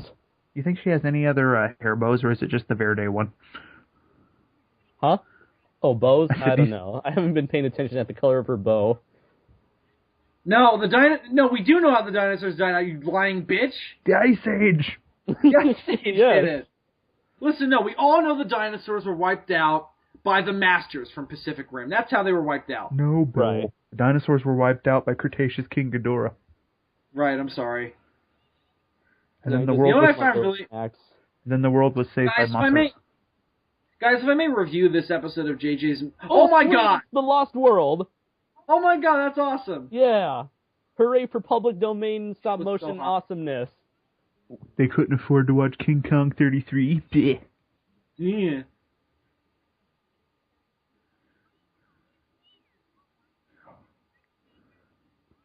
You know what's terrible is that by watching Lost World, all they're doing is pointing out how much better the special effects are in it. You guys are making us... Brenda, these effects are making us feel bad. That's why they leave. The mysteries of life. At last I found you. Oh, shit. Just play the Jurassic Park theme song, you know. No. No. This is not how you end this episode. You end it with birds flying off into the distance and the dun-dun, dun-dun, dun-dun-dun. Yeah, dun-dun-dun-dun-dun-dun. Da-da-da-da-da-da-da-dun. Is she going to see that terrible dinosaur again? Yep. Senor Dinosaurio. Oh, God, that accent is so fake. The dinosaur's trying to bite her wing. I want to see Musla kill Senor Dinosaurio. I could draw it, but that would require me to watch this episode again as a drawing reference, and I'm not going to. Don't worry, I'll just take a snapshot. Please don't. Got it! I'm going to paint right now. Son of a bitch.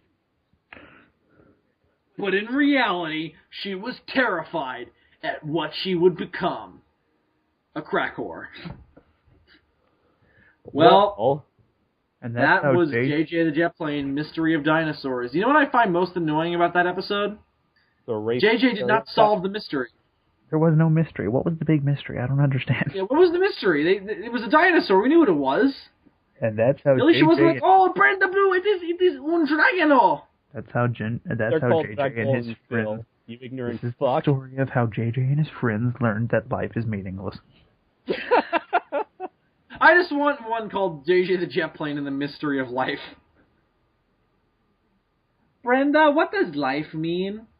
Nothing! Absolutely nothing! And the producers just yank her off screen. That's why they change actors. No! The kids must know! This life is meaningless! Meaningless! JJ the Jet Plane and the Mysteries of Anal. JJ the Jet Plane, uncut. JJ the Jet Plane. Backdoor pilot. JJ the Jet Plane, after hours. The planes are just like, they're just stripped. They have all their wires showing and shit. Tonight, on a new episode of Unsolved Mysteries, where's the secret origins of these freaky-looking planes? I'm Robert Smith. Now, next... Yes. They reinstate Leonard Nimoy's In Search Of, and it's like, this week on In Search Of the answers to why they canceled JJ the Jet Plane. For these answers, we will look back to this footage, and it's just Brenda Blue just having a tantrum on screen. I've been to space! Have you been to space? I just love the image you paint. Bill, of all the planes with just their wires showing. JJ's like, oh, you naughty senorita, I can see your little black box. Oh my god, these planes are like supposed to be like children, too. Es muy caliente. Hey, senorita, would you like to... Muy divertido. Yo quiero tu cabero, if you know what I mean. There's a little senorita, you know what I mean? A little bit of Mexican fire. A little Mexican double tap. Senor JJ, I am merely a child, a niño. Oh, don't be lying to me here, senorita. I know what you are. You're a fine little piece of Spanish meat. Spanish meat. Carne. One hot piece of carne. It's called. What's that back wheel called? It's called carne, isn't it? Yeah, but there's an NES sound, so it's not carne, it's carne. Since when? Since the invention of that. Since I made it up, Dylan. Since I made it up. Carne. Have you been to Spain? I've been to Spain. It sounds like a Mexican trying to say. It just sounds like a Mexican trying to say Kanye. Carne. Carne. Like carne asada, tacos de carne, carne asada fries. El Carne tried to touch me in the bathhouse. Ay, que la canción. Well, that was the mysteries of JJ. And the mysteries of Spanish. I don't get it. And the mystery of why am I here? Yes, indeed. The mysteries of why you are here. I had 3 years of Spanish, and I don't remember any of that. I took 4, and I don't remember any of it either. Yep, and as I mentioned, I took quite a few in high school and college. And I still can't fluently. And don't your parents speak it around you naturally? Yeah. And I'm like I said, I'm like 5 minutes from the border. There's Mexicans all around me, and I choose just to ignore them and just talk to people like you guys. Hello, everyone. My name is Andres Perez. I am surrounded by Mexicans. I'm surrounded by minorities. Minorities in my water park. I am the last of the Mexicans. Andres Perez in The Last of the Mexicans. Andres, that makes you Montequilla. I am Andres Perez. A film directed by William Worcester, written by a drunk-ass Dylan McCandless, with action sequences choreographed by David Hernandez, with a score by Adam Noyce. Starring a lost and confused Andres Perez. What am I doing here? The title picture is Andres just in like a forced, traditional Mexican costume with a giant sombrero. Andres. He looks terrified. I look like Jose, the sombrero ranger. Andres, power sombrero. Andres' parents are speaking to him in Mexican or Spanish, and he's like, "Speak English." I don't know what you're saying. He's surrounded by people pointing spears at him. What? I said they're speaking to him in Mexican. Oh, God. The movie is just Andres trying to find out what's going on, and we just keep forcing him back on screen. He's like, you guys, I cannot... 3.5-hour movie. He's like, you guys, I cannot understand my parents. They keep speaking Mexican or something. They keep speaking some foreign language. They keep speaking to me in some devilish tongues. They're speaking to him in perfect English. Woman, stop speaking this foreign language to me. I only understand American. America! Fuck yeah! Andres goes to one of those rallies, and it's like, these foreigners are taking our jabs, and everybody looks at him. It's like, hey, fuckface, I hate to break this to you, but look in a mirror every once in a while. He looks in a mirror. Oh my God. Everyone, the foreigners have become so powerful that they have turned me into one of them. Andres Perez is the whitest Mexican in the world. Starring Bill Worcester as Andres Perez.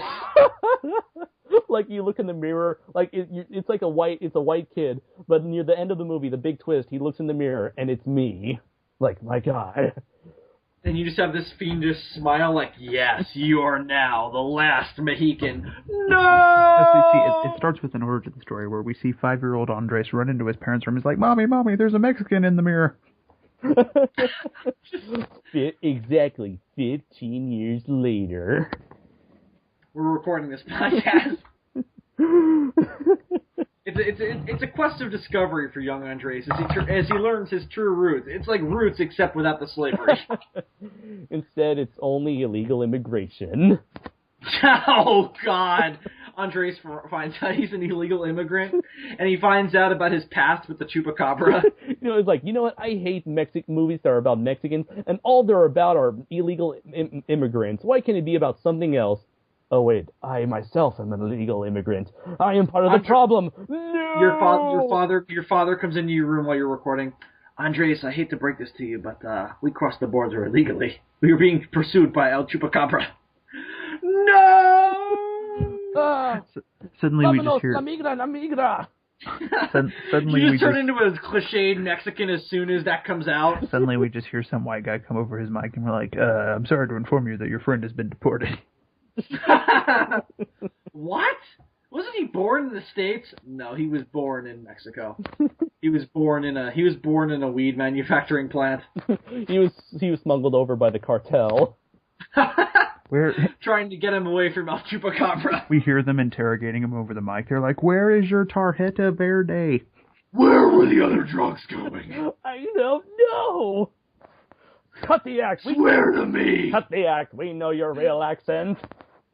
They don't realize they're on the recording. They're like, "Oh, you never take me alive, El Policio." He runs away in a poncho and a giant sombrero. No, they don't realize that they're on recording. They're like, "Okay, he's not going to talk. Better waterboard him." This entire ordeal is recorded and given to the feds. Oh yeah. It turns out that Andres is that alien from the beginning of Men in Black. Andres, do you have a news segment this week? Oh, why, yes I do. Oh, beautiful. Okay, good. So let me just bring up the theme song here. By the way, Dylan, I have a lovely image for you in your Facebook messages. My penis. I saw it, Andres. Not your penis, but I saw. Yes, oh, don't lie to me. Dylan, why aren't you addressing our special time? The time before we came to America. America. Yeah. Coming again. Well, ladies and gentlemen, it's been an interesting ride. But without any further ado, I think it's about time for the General News Update with Andres Perez.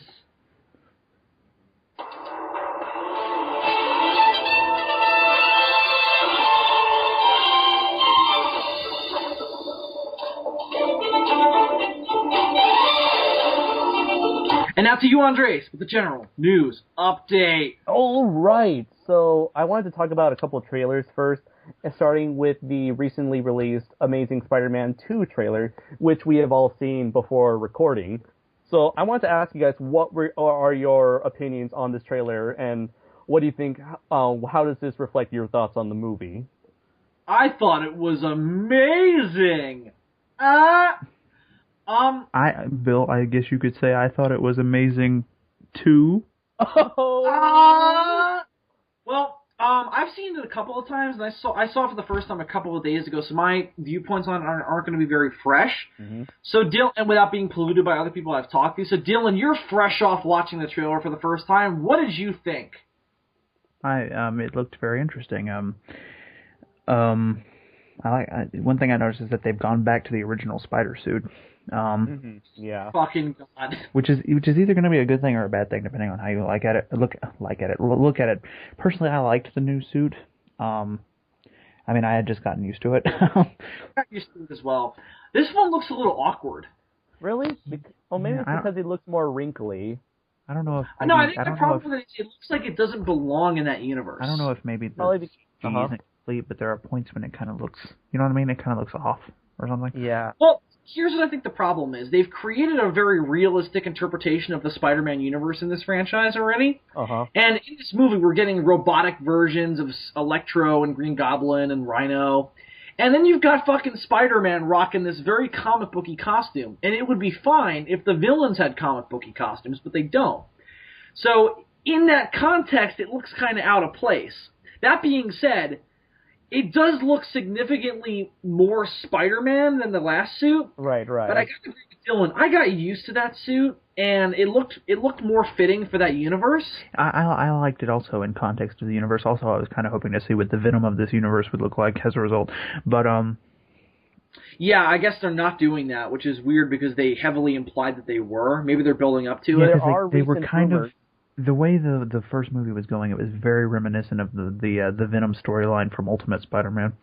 Uh-huh. Oh, definitely. With Richard Parker being a scientist instead of a spy, and Peter Parker trying to find out what happened. And before the first Amazing Spider-Man came out, there was an official tweeted photo, I think it was from the director, showing an image with a number on a canister. And I think that was the same canister with that same number from the Ultimate Spider-Man comics, where the symbiote suit was in that same canister in the comics.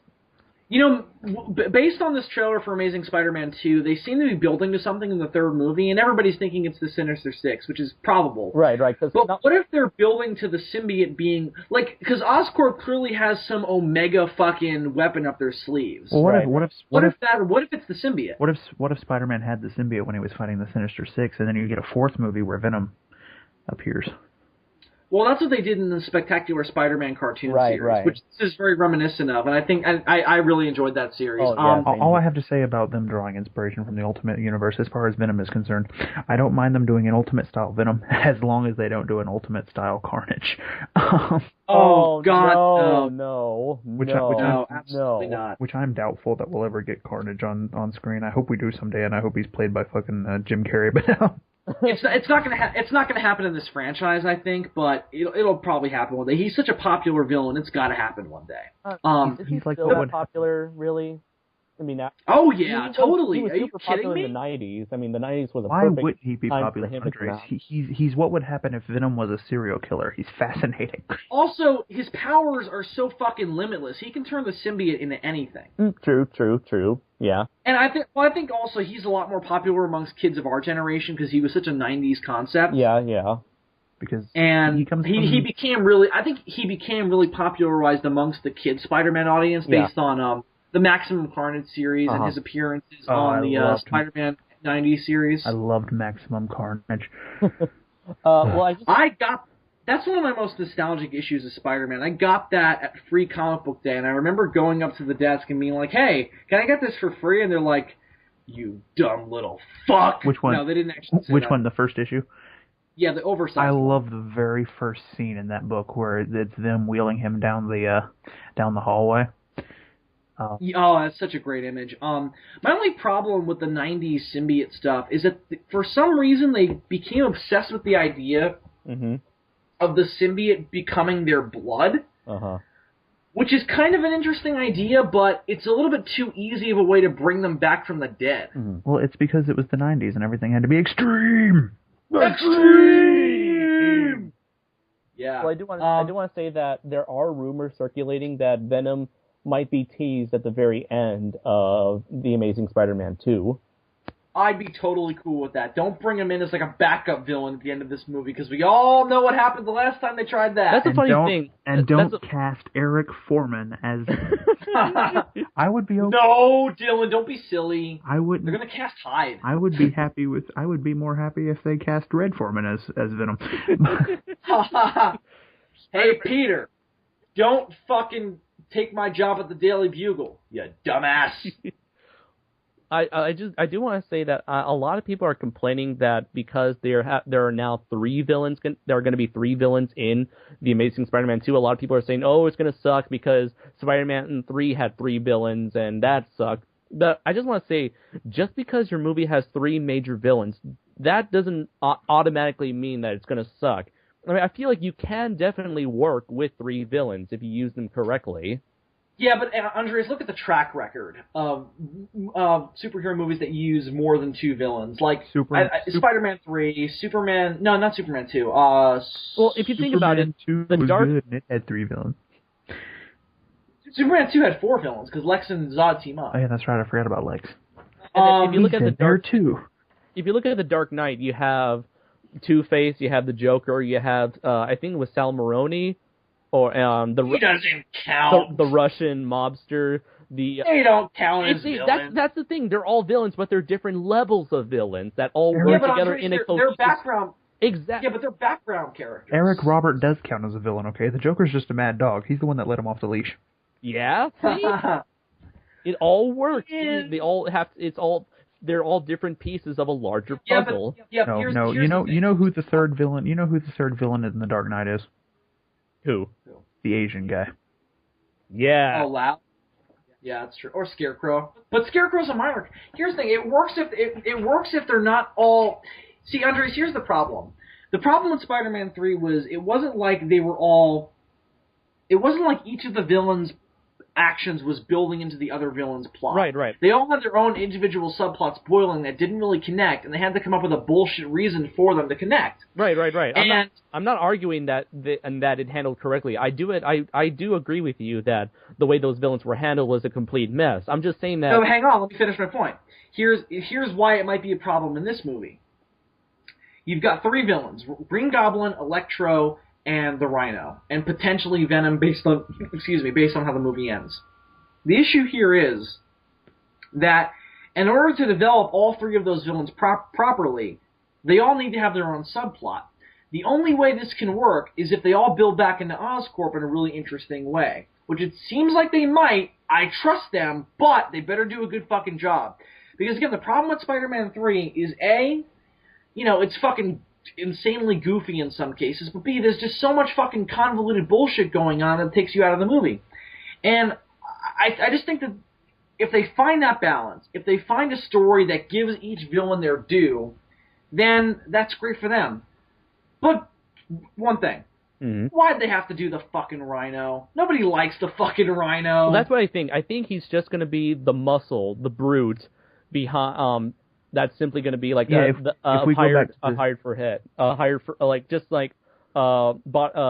brute for hire for Oscorp. Going back to the Superman 2 reference, he's non, or he's Bane from Batman and Robin. Here's my thing, though. He just goes around going bomb. Well, here's my other Charge. thing. Why does he got to be a robot? Oh, because the Ultimate Spider-Man. Yeah, because they're. But here's the weird thing. In the video game tie-in to The Amazing Spider-Man, they had already introduced a version of the Rhino and Scorpion, which they were just mutated humans with animal DNA. But doesn't that make more sense? I talked about this on Geek Gentleman this week. They seem to be trying to turn Oscorp into Stark Industries, because Stark Industries is Robotech. Oscorp has always been biotech, and the weapon systems have always been there to enhance the biotech. Well, Bill, Robotech is an anime. The difference is... I don't give a fuck. But fucking Tony Stark builds suits. Norman Osborn fucks with DNA. That's just how it works. I think it's right. Go ahead, Dylan. Dylan? Do you not hear me? Oh, yes. Now we hear you. Yeah, we were waiting for you, then you're like... Oh, okay. Go ahead. I must have cut out because I was talking. I think a closer comparison would be to say that they're trying to turn Oscorp into OCP. Yeah, but I'm just saying in terms of the Marvel Universe, like, Tony Stark's villains were always guys in robo-suits, or people with 10 rings. But, you know, I think that what's interesting about Spider-Man is if you differentiate it, do the genetic thing, because that's more interesting. Mm-hmm. And I know that the difference is like, oh, we just had that with the Lizard, but then don't fucking do the Rhino, because the Rhino is a boring-ass fucking character. I would love to see a Spider-Man movie that explores the idea of the man-spider. Oh, God. And this is the perfect universe to do it in, too, because it's all genetic engineering. And this version of Peter Parker is a definite scientist, unlike the last version. So I so want to see Man-Spider in this. Man-Spider would be amazing. But then again, I want to see Man-Bat in a Batman movie, and that's never happened. I think the only issue is that it's either... If you're only doing these in like four or five movies, I think max what we'll get out of the series. If that's what you're going to do, I think you need to either pick between that or the symbiote. Because otherwise you don't have enough space to do everything. Yeah, I would. Unless they do the symbiote and Venom in the third one, but we know how that turned out last time. I wish the Spider-Man movie rights were in the same hands as the people who are doing Avengers, because you know what that means? We could have a Secret Wars movie in the future. Ooh. Oh. Guys, honestly, I think it's only a matter of time before Sony just says, fuck it, put the Amazing Spider-Man in the Marvel Cinematic Universe, because they're making too much money for that not to be a good idea. I don't think we're ever going to get that with the, or I hope actually that we don't ever get that with the X-Men movies, just because I've always said that the X-Men really mess with Marvel continuity, and so I prefer in the cinematic universe them being their own separate entity. Well, the X-Men is the only characters that make sense for me for them to be separate. Like the Fantastic Four and Spider-Man belong in the Avengers universe, in my opinion. Oh yeah. And it's bullshit that they're not in there. And I think that Sony is really kind of stupid for not just being like, hey, Marvel, here's your character. Your character's not back. Let's do another partnership where we set Spider-Man in that universe. Well, let me ask you guys this. Am I the only person that actually enjoys the first Fantastic Four movie? Yes. I like parts of it. I can say I like half of it.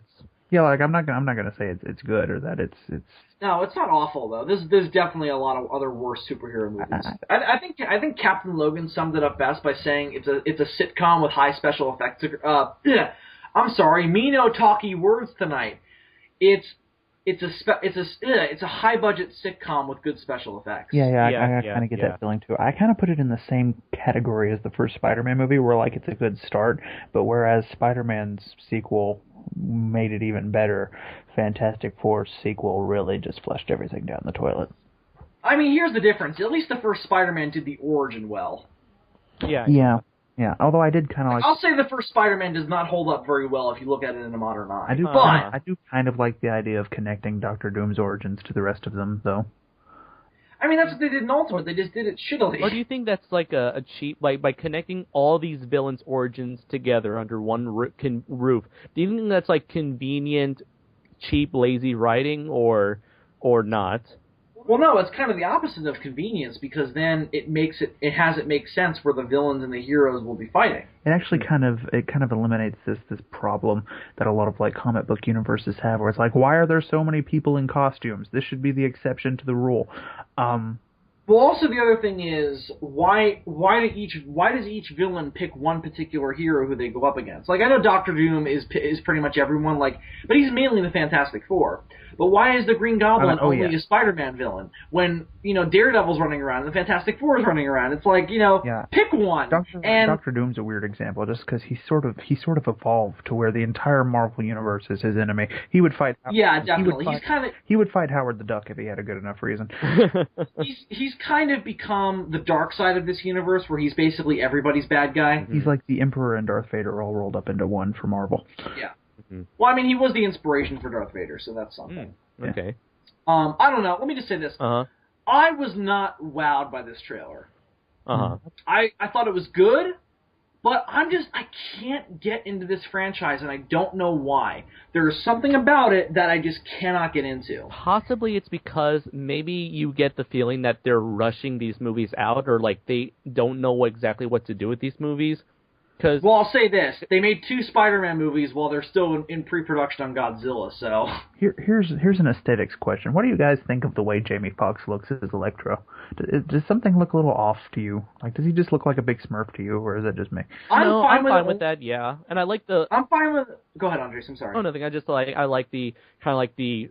Smurf. No, why am I saying Smurf now? He looks like a I like hooded. The Smurf. Yeah, he's a hooded Smurf. I like the hood. I like the hooded Smurf. I like the hooded Smurf look. Don't fuck with my hooded Smurf. Listen, Dylan, you know that if you had the opportunity to become a hooded Smurf, you would not say yes. Although, why is he like able the to? fact that Jamie Foxx looks like he should be saying "Smurf you, Spider-Man."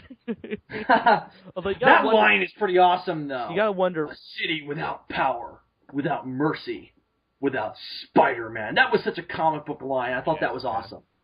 And you gotta wonder, how is he able to not burn off his clothes when he's using his like electro power? Well, I think that's why he has the suit. Yeah, so there's a suit underneath. There's a suit underneath the hoodie. No, but he gets a suit later on. Okay, but so far, like in the advertisement, you just see him with a hoodie.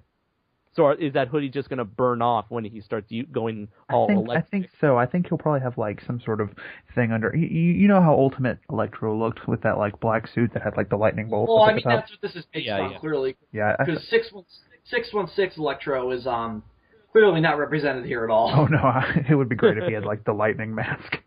Yeah, I think that he looks like he just came out like a Mardi Gras party. Yeah, he's really not being represented in here at all.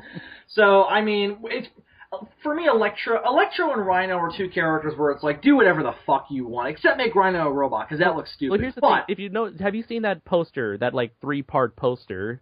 Yes. Okay, have you noticed, doesn't the Rhino look like he's on 4 legs in that poster, yet in the trailer... Yeah, doesn't he? That's my problem. But in the trailer, he looks like he's standing on 2 legs. He's standing upright.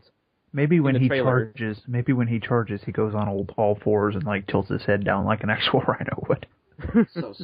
Well, I don't mind it if he's on 2 legs, but don't have him go down on all 4s like a gorilla. That's going to look stupid. Beast mode activated. Rhinox transform. Wow. He turns into the Rhinoceros Megazord. Yes. Dude, yeah. Okay, so here's one more question. Go Sinister Six Rangers. That's another thing you need to work on. It's the Japanese Spider-Man with that Zord. Oh, what's it called? Like Spider-Man. Spider-Man.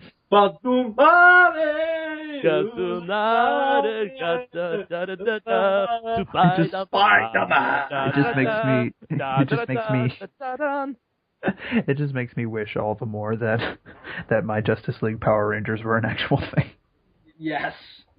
Now, and that's what we need to do. Okay, for Spider-Man 3, they need to bring in the giant robot Leopardon. Oh, I'm sure. Oh, Leopardon! Let's just add everything that's ever existed in terms of Spider-Man. I think the next movie... I think they just took that robot from a previous show and just slapped it on. It's like, hey, do we have a giant robot? Yes, we do. Okay, put it in the show. See, Obviously, the next movie needs to feature Spider-Man's amazing friends. Ooh, yes! Need to get Bobby Bacon here. And Iceman, Spider-Man, and his amazing friends. The problem is that would technically... The problem with that is that it would technically put it in continuity with X-Men. And there's a whole legal trouble there with Fox, and yeah. No, but I mean, they're doing Quicksilver and Avengers, and that has nothing to do with X-Men. Oh yeah, they can all they have to do is never reference X-Men at all, and they'll probably get away with it. I'm pretty sure that they have to pay them off, though, don't they? Like, I would think. I mean, there was major court stuff, yeah. Oh, you know what? I just remembered, there in the Ultimate Comics, they paid homage to Spider-Man and Amazing Friends by having Spider-Man be roommates with Iceman and the Human Torch. And they all fucked. See, that would be... I would prefer... I love it was silent. I'm like, Bill, why does it always have to go there with you? Because that's just what makes sense to me. I would be on the same wavelength that we were if we were still talking Firestar. But, okay. Spider-Man and his amazing butt buddies. She accidentally melts Iceman in bed. There are a couple too. So that. All right. So I guess Spider-Man gets sloppy seconds. Anyway.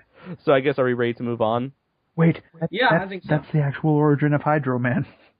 Oh my God! Spider-Man's radioactive jizz. I just gotta say, Hydro Man, lamest supervillain ever. Oh, absolutely. He would be better if he wasn't just a ripoff of Sandman with a different element. No, guys, fucking Spider-Man's jizz is radioactive, right? I'm assuming so. It was explored in not explored, but it was touched upon in that one episode. Not one episode, but there was like a Dark Knight Returns ripoff for Spider-Man, where Spider-Man's like an old man, and you learn that he accidentally killed Mary Jane with his radioactive fluids. Radioactive jizz? Oh my God, that's fucked up. I've always just assumed that Spider-Man jizzed webs. No, but that wouldn't make any sense because he doesn't even have real webs in his hands. That's true. Anyway, maybe so my theory is this. Listen to my theory. My theory is this: Spider-Man's cum comes to life, right? And it fucking starts attacking the city, and Spider-Man has to fight his own cum. And from that moment on, he took on a bear of abstinency. If I ever get to do a run on Spider-Man, that's the story. Spider Jizz Island. I don't know which one I want to happen. I don't know which one I want to happen more, Bill. Your run on Spider-Man or your run on Doctor Who? Where we explore Time Lord poop. Gallifeces. Or Spider cum. Spider cum. Spider cum. Does whatever a spider cum does. Does it does whatever jizz does. Plus he's half spider. Does it swing from a web? No, apparently not, because he doesn't even have real web in his hands. Look out. Here comes the spider cum. Oh my God! Wait, no, these are the symbiotes. Oh my God. Ew. Andres, next story. All right, so I just sent you a link to a trailer for a new kaiju film that's apparently an independent kaiju film that's apparently being produced. I'd like to give a shout out to Jacob Kaiju. He was the one who shared this trailer on the Toho Nation's Facebook page. And so, wait, this is a trailer for Werewolf of Carl Place. What the fuck? Huh? No, I'm kidding. Oh, you got it. I was like, wait, what? So apparently this is an. So apparently this is a porno spoof. What? No. So apparently this is a new kaiju film called Zella: Monster Martial Law, which is an independent productions made by students from Osaka University of Arts. And it is great! It's a film school student movie. This is gonna be great. And it's done with all suits, makeup, effects, and miniature buildings. And I think it's gonna be like around 41 minutes long. So they came up with the word Zilla just not to get sued for using Zilla, right? Possibly. And here's I'm sending you guys a link that shows stills of the kaiju suits themselves. Although I do want to say, like, hey, I want to watch the trailer. Hang on. All right. I have to say the suits themselves look very Final Wars-ish, like Monster X, in that all these suits look very skinny and very form-fitting. You guys vamp for a second. I don't mind as long as that's the overall feel of the universe. What universe? Like a kaiju universe? This universe, the Zella movie, its individual universe. If that's the way all of their monsters are, and it makes sense in context, then I'm okay with it. And I did This is a word that isn't. Oh my god, used. that thing looks like a Mesogog from Power Rangers Dino Thunder. Oh yeah, it does kind of. And I do want. This is a term that I don't think the kaiju community ever uses. But have you ever heard of the phrase kaijin? I think I have. Not sure what it means, but I think I have heard of it. So while kaiju is strange beast, kaijin is strange. Well, kaiju is the word for like monsters. Kaijin is the word for like humanoid-shaped monsters. Pretty much, the Power Ranger monsters and Kamen Rider mutants and creatures, they can be considered kaijin. And to me, these monsters here look more like kaijins rather than kaijus. Which means I don't have to cover Power Rangers on Kaiju Spotlight. Technically, yeah. Technically. I probably will, though, because eventually I'm going to run out of monsters. Oh, I don't think you're going to be running out of monsters anytime soon. I didn't say anytime soon. I said eventually. That's pretty fucking badass, dude. Yeah. Now, you guys checking out the link itself with with clear photos of the suits? I'm going to as soon as this trailer finishes. All right. Oh, and there's the guy that looks like Mesogog again. Those are pretty good looking suits, man. Mm-hmm. Yeah. They look even better than Godzilla X the Kaiju Killer. Yeah, definitely. Although, it definitely looks like there's a much bigger budget than the one Chris Elchison worked on. These don't look like garbage bags. So that's something. They look even better than the werewolf from Werewolf of Carl Place. Oh, what's that supposed to mean, Dylan? Oh, that's awesome. I'm very jealous. I wish I had the talent to do something like this. Oh, I like the Serizawa tribute there. That was great. Yeah, that was awesome. I'm jealous that we couldn't do something like this because oh my god. Yeah. So I want the movie to look like. You're gonna take one of these photos and just like model Mutual after that.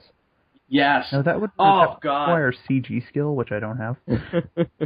Now, Musla would be pretty easy to do as a suit, because you just have to do it like the Gargantuas, except give him a moose head. So are you planning on giving a Musla a more skinnier look, as opposed to a bulkier look? Well, you've seen... Yeah, probably. Yeah, we just have to. We want him to be a very agile fighter. Right. So kind of like Final Wars King Caesar, then. He's like a furry moose jet jaga. Right. Oh yeah, that reminds me to a question to ask you about Jet Jaguar related at the end of after recording, Bill. So why don't you ask me on recording, Andres? All right. Make the people your witness. All right.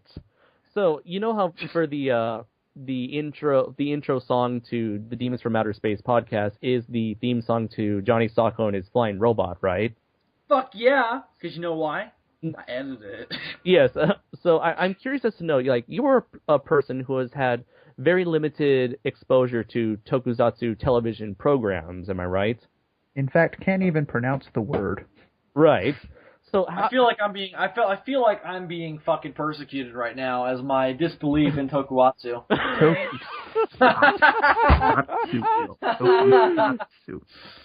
Tokusatsu. What?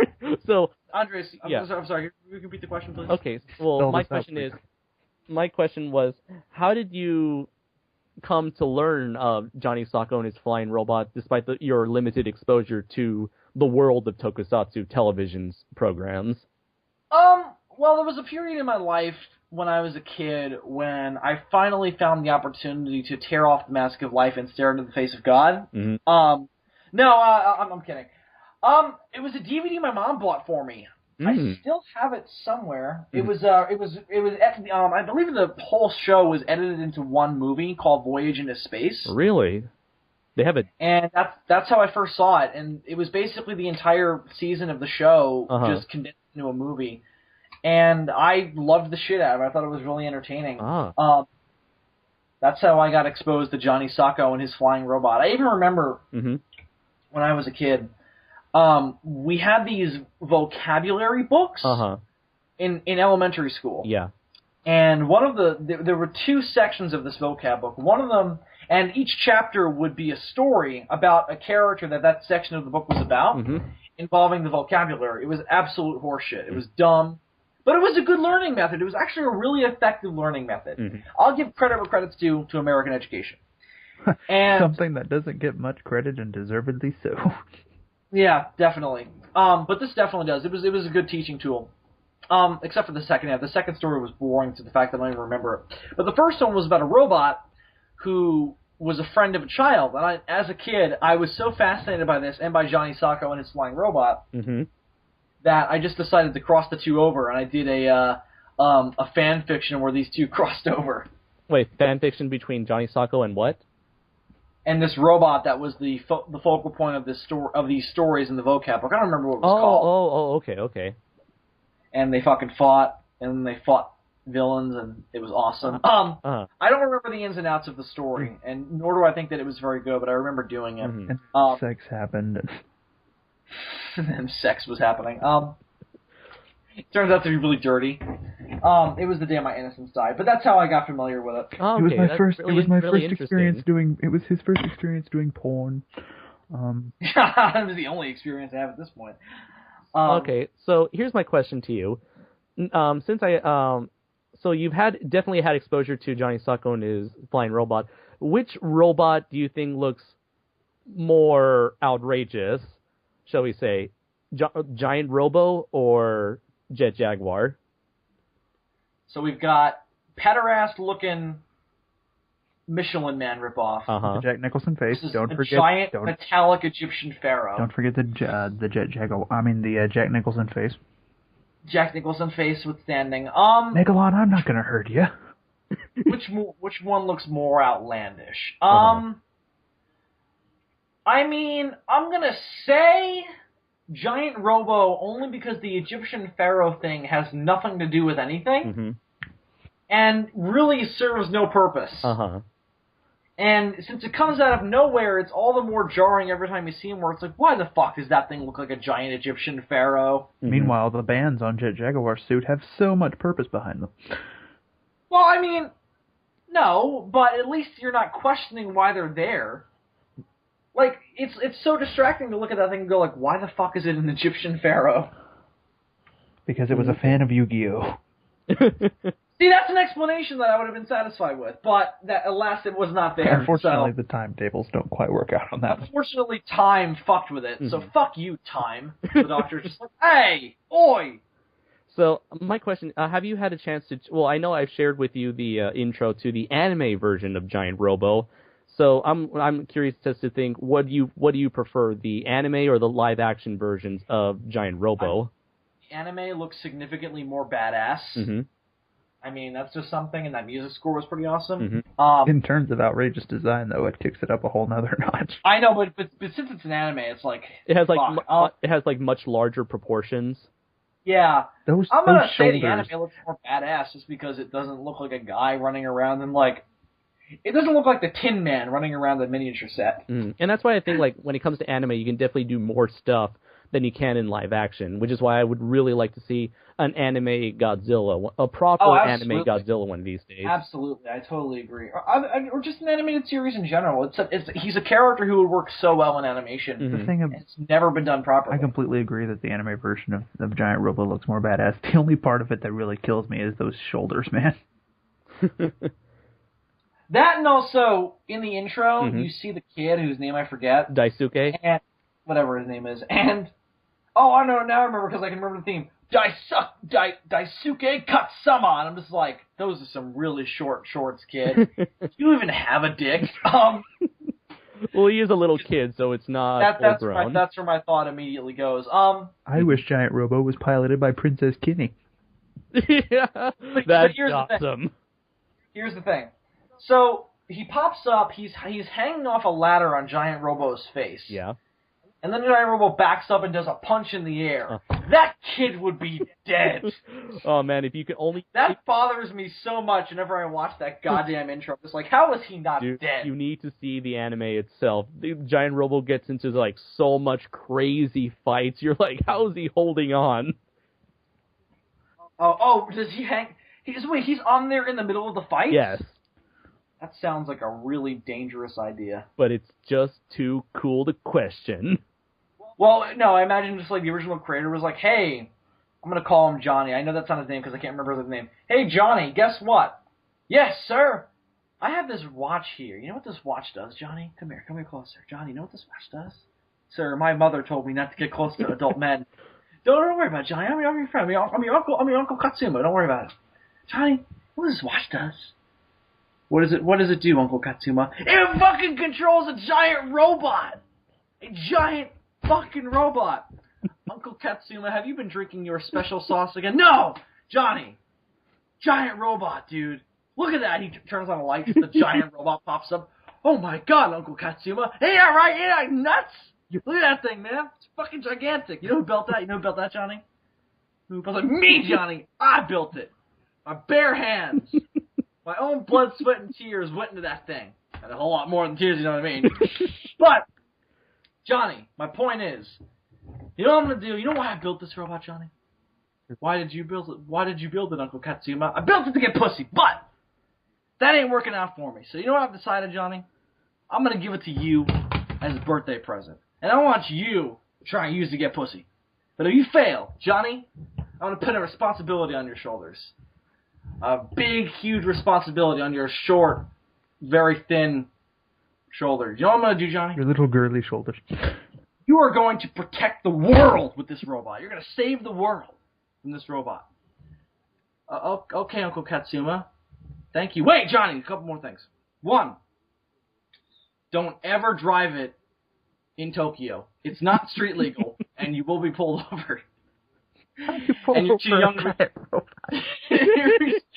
young to be driving. I don't want to get in trouble. He gets pulled over by the Megazord from SPD. He has a boot on his foot. Did you know you have a broken tail light? Johnny's just fucking riding on the ladder. There's a broken light on the back of your battle skirt there.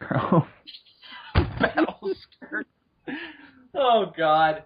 It's a kilt. It's a battle kilt.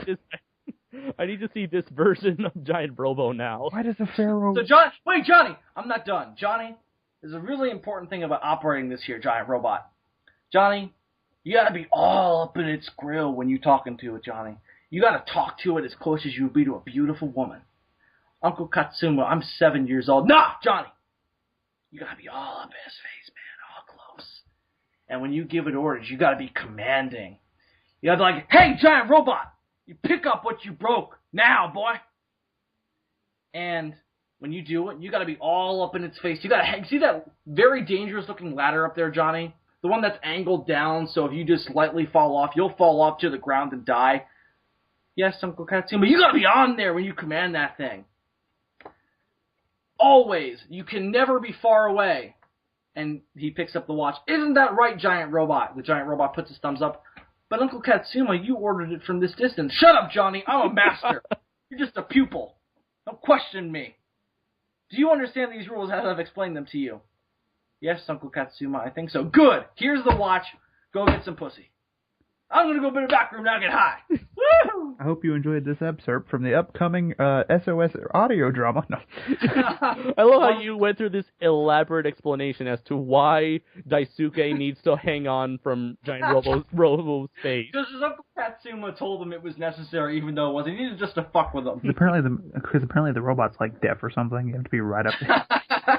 You have to be all up in its face. No, Dylan, you gotta treat it like a beautiful woman. You gotta be all up in its face and command it. A beautiful deaf woman. This ain't no giant robot where you pilot it on the inside. Oh, no. See, you need to give it orders. Specific orders. From a watch. Controlling robots from the inside is for pussy rangers. Pussy Rangers. Sounds like the Power Rangers porno spoof. Go, go, Pussy Rangers. Why do I feel like one has already been invented? It probably has been. We're just not aware of it because we still have some shred of dignity left. So I shred. I'm glad we got to talk about Giant Robo because we've never done before. So I guess I got to totally ruin it for you. It's all the more awesome. Oh yeah, poor Gorazard. Wait, has he even? You got to add in Uncle Katsuma. Uncle Katsuma has to be a part of the lore. Technically, his father built the robot. Shut up! It was his Uncle Katsuma. No, his father's a deadbeat, so he's just his Uncle Katsuma.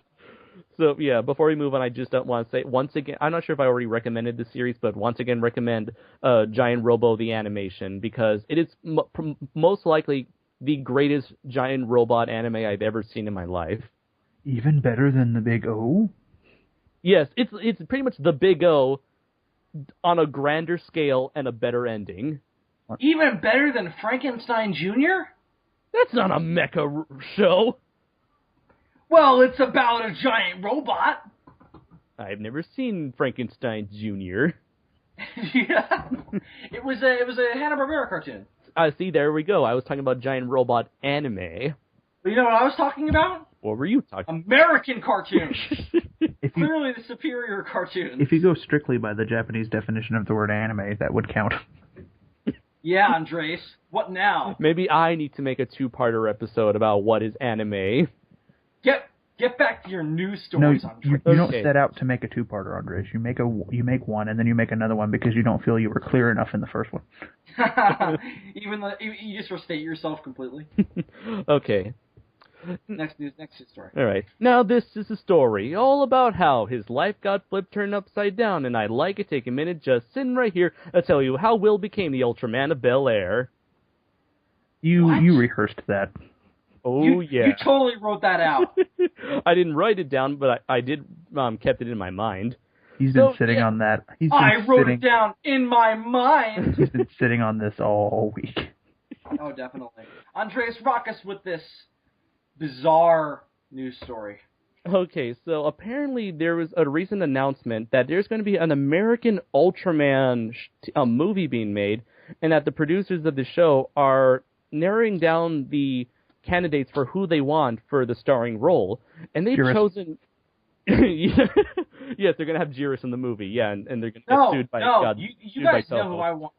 Andres, before you get into the real candidate, may I put forward my candidate? Who is your candidate, Bill? Now, I know nothing about Ultraman. Absolutely nothing. I thought he was a robot for years, and then fucking Dillion comes along and rocks me with some science that he's a dude in a suit. But I do know this. I do know that there is only one man on this planet who could pull off a really good Ultraman, who could give the fans what they want and what non-fans what they need to get into it. Chuck Norris? And that man who is this person that can possibly do all of that, Bill? That man is actually on this podcast. That man is Andres Perez. Andres, you are, in my mind, the only man to play Ultraman properly. You and your wholesome-sounding voice and your American values. Yes, let's hear you say Schwatch. The American interpretation of this Japanese icon. Let us hear you say Schwatch. Wonderful. Absolutely. Bam. Applause. Golf clap. Now rock us with some science, Andres. Tell us the story. Okay, so I do not have the. So there was this 16-year legal lawsuit between Zazubaar Productions and another studio. The person who was behind this second studio claimed that he was part of the creation of Ultraman, and that he should own certain rights over the use of the character. And so the Japanese Kevin McClory. Right. And so there was a 16-year lawsuit, and eventually it was settled. And apparently the second company now has the American distribution rights to Ultraman, Ultra Q, and Ultra 7, which is why we have those three available on DVD in America. So it's not a terrible thing. Right. I don't understand these Kevin McClory type figures. If I felt that I owned certain rights to just part of a character, I wouldn't want to go after the rights to make it because I'm lazy. I just want to cut of the profits. Yeah, exactly. Just give me some money and we'll be fine. And so now they are making deals, and they want to make an Ultraman show in America, and they want Will Smith as the lead actor for this movie. I'm sure they do. He turns it down because he doesn't want to be the Black Ultraman. Ultraman. So instead they make an Ultraman parody where he's a homeless person. I almost said homo. It's like, or Ultraman homo. Where he's a homo. And there goes our gay audience. We have a gay member, so we always have exclusive rights. Now, well, why is that a bad thing? What? Ultraman can't be gay? Yeah, Andres. Yeah. No, I'm just saying you're making humorous comments on that. Ultraman can't be... Because I fucked up my way of saying it. You don't like the idea of Ultraman being ultra fabulous? Is that what you're saying? Yeah, is that what you're saying, Andres? Are you against homo Ultraman? I grew up loving and watching an entire genre of television programs where people wear the most flamboyant and over-the-top, skin-tight costumes ever. It was so in other words, you're totally against it, and you hate homo. It was called the 90s. They were called the 90s, and they were called my parents. His parents are Mexican Rangers. They're Jose's ancestors. Jose and Josefina. Mr. and Mrs. Perez, power sombreros. They're like the Wonder Twins. Power sombreros, activate. You will be the 2 Black Rangers. Which it's like, okay, who you're gonna be the Black Ranger. All right, so what's Tyrone gonna be? Oh, he'll be the other Black Ranger. They send him back home, and he's like in Africa. I'm from Connecticut. Connecticut. I love that. Okay, Andres, the news story. Okay, so there hasn't been much news that came out since the announcement of this Ultraman movie. Has Will Smith commented on this? No, not really. All that they've been saying is that they want to go after Will Smith to play the starring role of Ultraman. He's gonna say no. I'm sorry to point that out. I know, it's like, and there has been a recent video that popped up on the internet, which was like this interview from like years ago, where Will Smith was in a Japanese talk show, and they started asking him questions about what Japanese stuff he grew up with. And he mentioned that he grew up with actually watching the original Ultraman show. So it is possible that Will Smith is like at least familiar with this franchise. He's a robot, right? Obviously, yes, Will Smith is a robot created to be... Andres, I just want to know, have you seen Gorizard's review of all of the original Ultraman series, which the audience should totally check out? Ding! Yes, I have. So now you know everything you need to know about Ultraman. Yeah, he's a robot, right? Yes, Bill. Andres. Robot from outer space. What if? Oh, that's. See, Andres. I've been trying to say this to you for a while now. That is you, Adam and David's spin-off show, the Robots from Outer Space. That's your spin-off show. There is a title I really want to use in the similar vein of Demons from Outer Space, but that's another story. You guys should fucking do it! You heard it here first, folks. There are plans for a third SOS spin-off show. Just use SOS episode number 9 as a pilot, and just go from there. Yes! Dude, we can enterprise and we can have a Sons of Serizawa podcasting network. Because here's the big picture here. We're trying to expand our horizons here at the SOS. I watched the recent video, The Future of Team 4-Star, and it made me feel so fucking lazy. Yeah, right? They basically lay out a business plan. Yeah. T-shirts, gaming channels. Guys, we need a cooking show. We need a fucking cooking show. They're localizing themselves. A cooking show? Cooking with the ghost of Piss Pants. The ingredients from outer space. See, I don't understand their logic on picking Will Smith as Ultraman. Clearly, there are better choices, like, I don't know, Topher Grace. No, here's why they did it. He's a very well-known, internationally recognized American actor. He's a known action star, and he's a name. They should cast it. They were like, we're gonna attach Will Smith to this, and it's gonna make headline news. It seems like such a random name they pulled out of their asses. Right. Guys, I guarantee you, this means nothing. Mm-hmm. Means absolutely nothing. Mm-hmm. He's a big name. They pulled him out of their ass. They're gonna cast the no name. Uh-huh. That's what's gonna happen. Yeah. He's not technically a no-name anymore, but they should cast the guy from Pacific Rim. The guy who's in Sons of Anarchy, Charlie Hunnam? I guess that's his name, yeah. Yeah, he's a good actor. Yeah. I mean, he can do it. He seems to struggle, in the movie, he seems to struggle keeping his fake American accent in check. He's not American? No, he's not American. What is he? I think he's English. Like, he's from the... Is he? Yeah. I mean, he's American on Sons of Anarchy, too, so... See, I'm going to check right now. Charlie Hunnam. What if he's good at it? What if he's Canadian, eh? Yeah, Andres, what if he's Canadian? He's an English actor. we're using the program here in the Jaeger, eh? I don't appreciate... No, he's the Australian guy. The Australian guy's a little aggro with him. He's just like, I don't really appreciate your attitude with me. I just want to be a loving, caring person, eh? You know who they I don't want none of this here violence. You know who they should cast? Come from the stars, eh? You know who they should cast as Ultraman? Christopher Lee. Fucking 95-year-old Christopher Lee as Ultraman. That's the thing. He wouldn't even have to fight. He would just defeat the kaiju with his voice. Let's see. His second chin from underneath his fucking beard. I really wish Gorzar was here right now, because I'm pretty sure he has a lot to say about this. Yeah, it sucks that he's not here. Yeah, you and him should address it in, I don't know, a spin-off show or something. Yeah, maybe you guys should do that in that spin-off show you guys keep thinking of doing. Or that we keep suggesting to you. Right. You really want this franchise to happen. Yes! We do. Do it! We'll give you guys something to do. It will give you guys something to do on Thursday nights. Yeah, you guys have nothing to do on Thursdays. Dillion and I are doing DFOS. We're having a good time. You guys could be having a good time, too. It sounds like an ad for drugs. I turned into a cobra. Having a good time. Got nothing to do on Thursday night. I pull out a fucking hypodermic needle. Have you been to space? This'll take you to space. You know why? Because I'm a demon from outer space. This'll take you to space. Andres, how many more stories do you have? Let's see here. 36.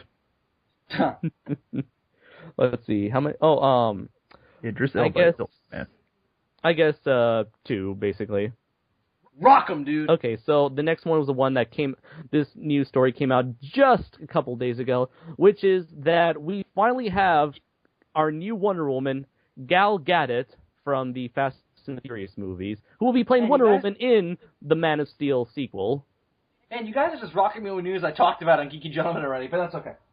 You talked about Will Smith saying Ultraman on Geeky Gentleman already? Yes. Really? No. Oh. No, I'm just saying, go ahead, Andres. I'm sorry. Oh, nothing. That was basically it. That we're going to have our new Wonder Woman in the Man of Steel sequel, and she'll be. I think it's like pretty much like an extended cameo, basically, in this film. Here's the really annoying thing. Mm-hmm. Cast a couple of days ago, nothing known about what she's going to do, and people are already bitching. Oh, it's yeah. You know what people's fucking complaint is? That she's too skinny. It's bat flip all over again. Hey, people, guess what? All over again. There's this little thing you might have heard of called training for an action movie. Guess what?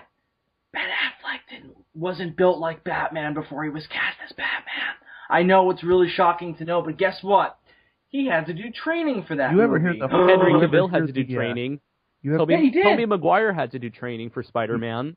You ever hear the horror stories of the training Hugh Jackman does before the Wolverine movie? Yeah. Jesus, that guy goes all out. Mm-hmm. Yeah. It requires effort. Mm-hmm. Or if you're Chris Evans, they can just CG you. No, he got built. Yeah. Oh, no, he didn't become anorexically skinny. That's what you're implying. No, that didn't happen. No, what I'm saying is if they can make him look anorexically skinny, how do we know he really worked out?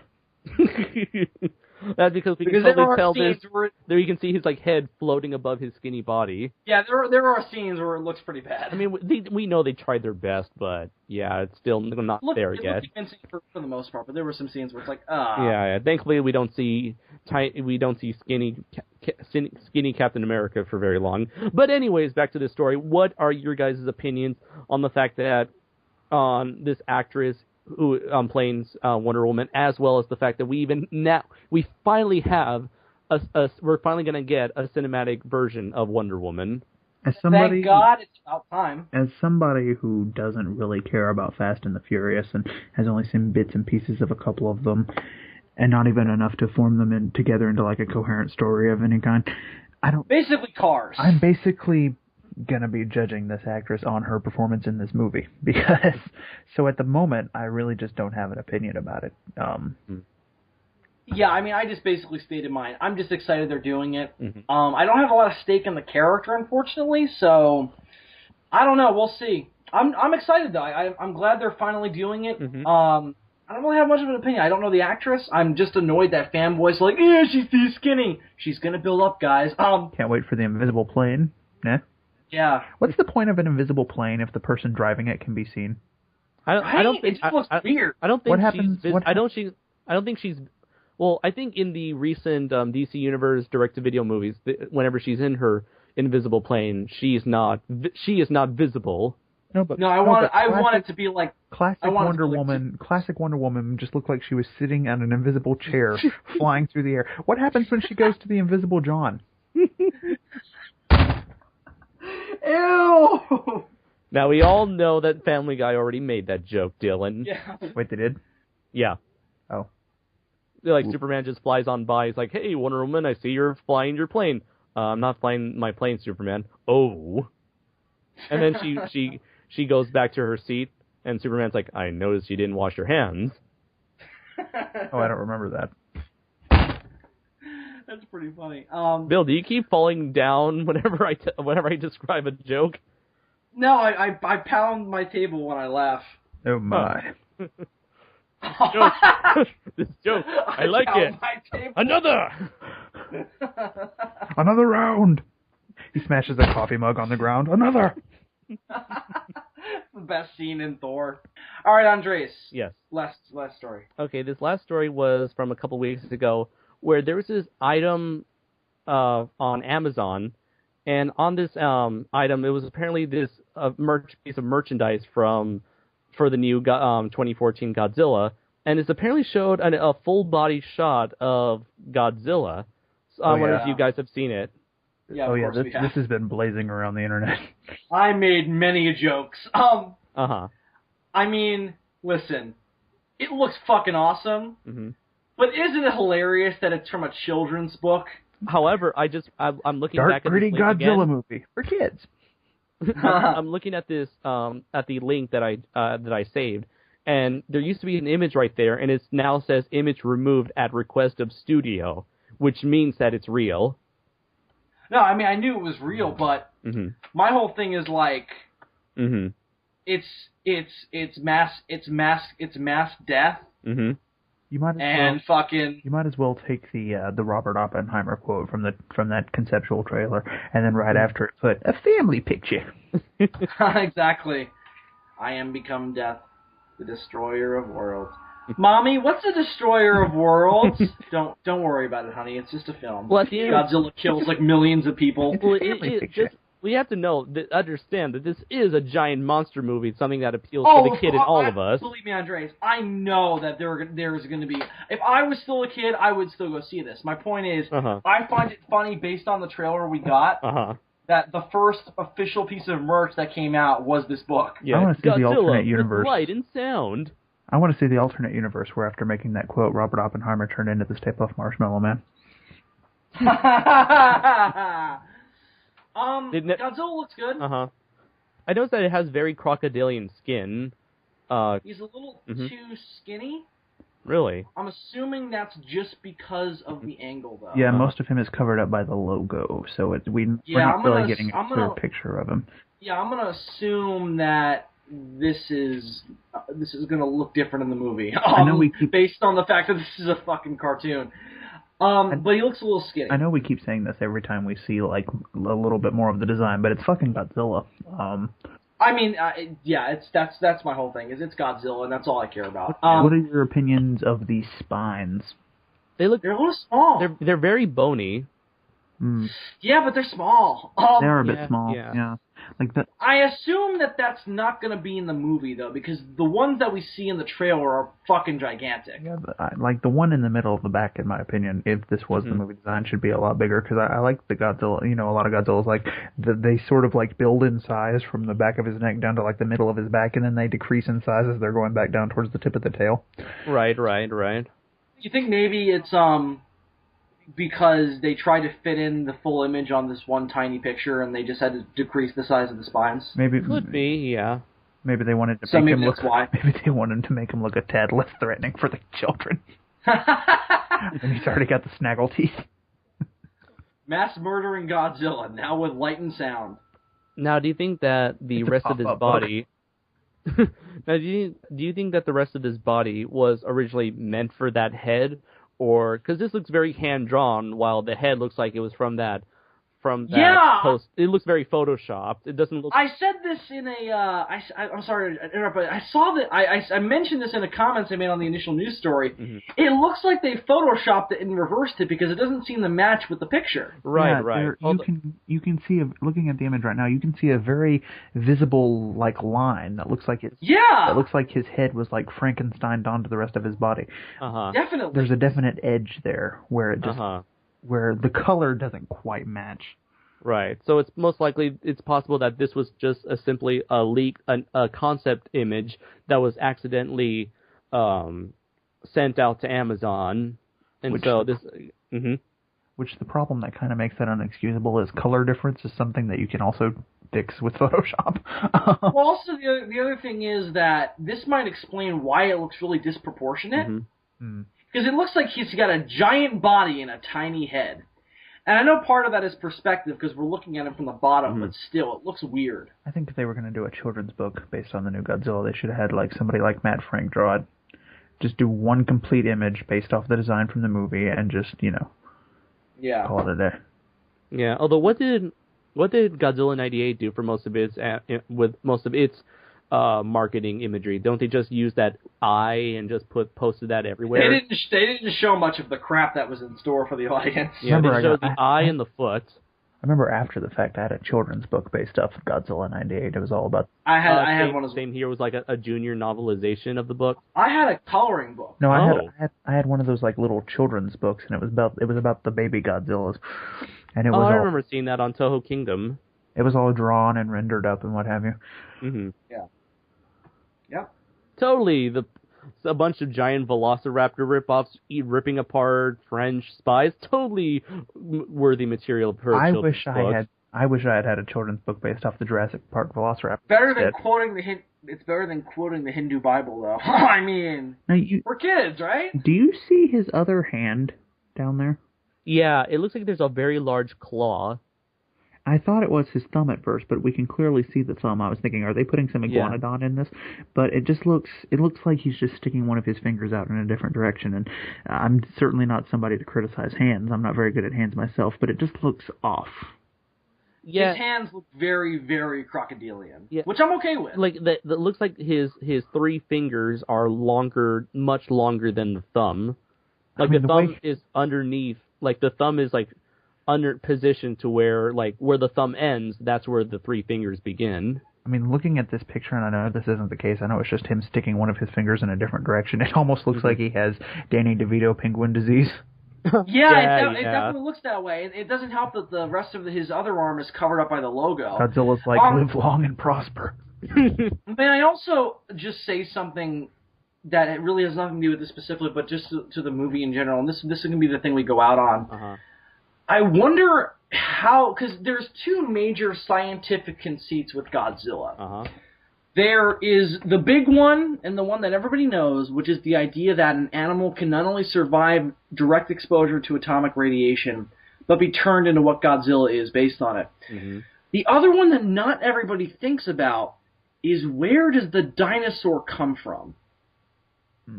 Right.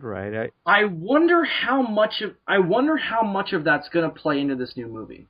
That's my big question. I always thought that it's possible that he wasn't the only dinosaur that lived on that island. Let's just call it Lagos Island for the sake.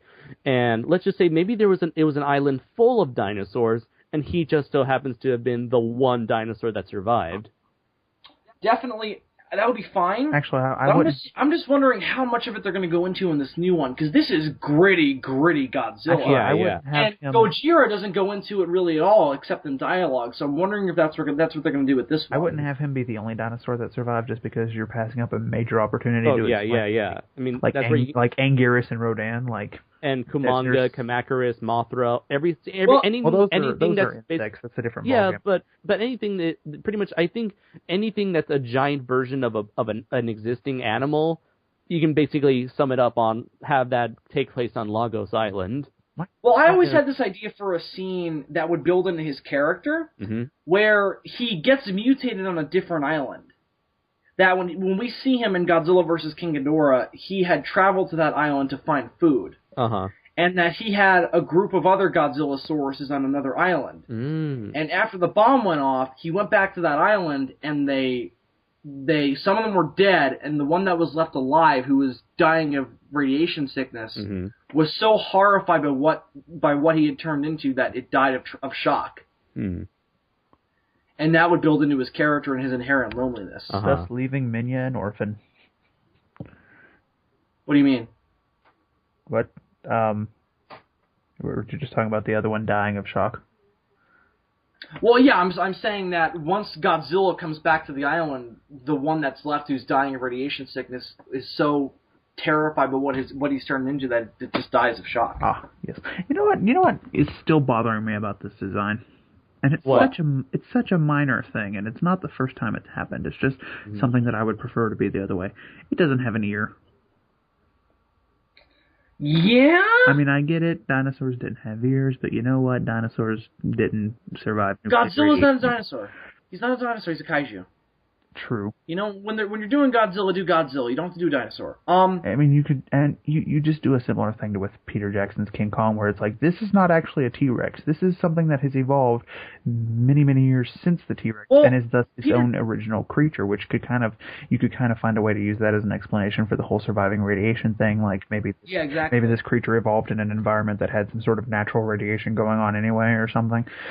Well, yeah. I mean, here's my thing. The animals in King Kong are not real animals, and Godzilla is not a real animal. So you don't have to treat it with the same kind of scientific accuracy that you do in Jurassic Park.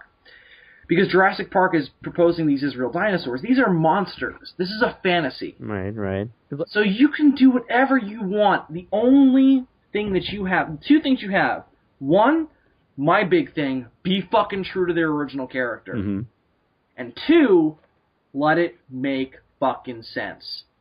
In the context of that universe, if it makes sense, do whatever you want. Just make it make sense. Which is why I brought up the dinosaur thing. I'm really curious to see, and that's my big thing, how they're gonna do the origin, because we know for a fact they're doing it.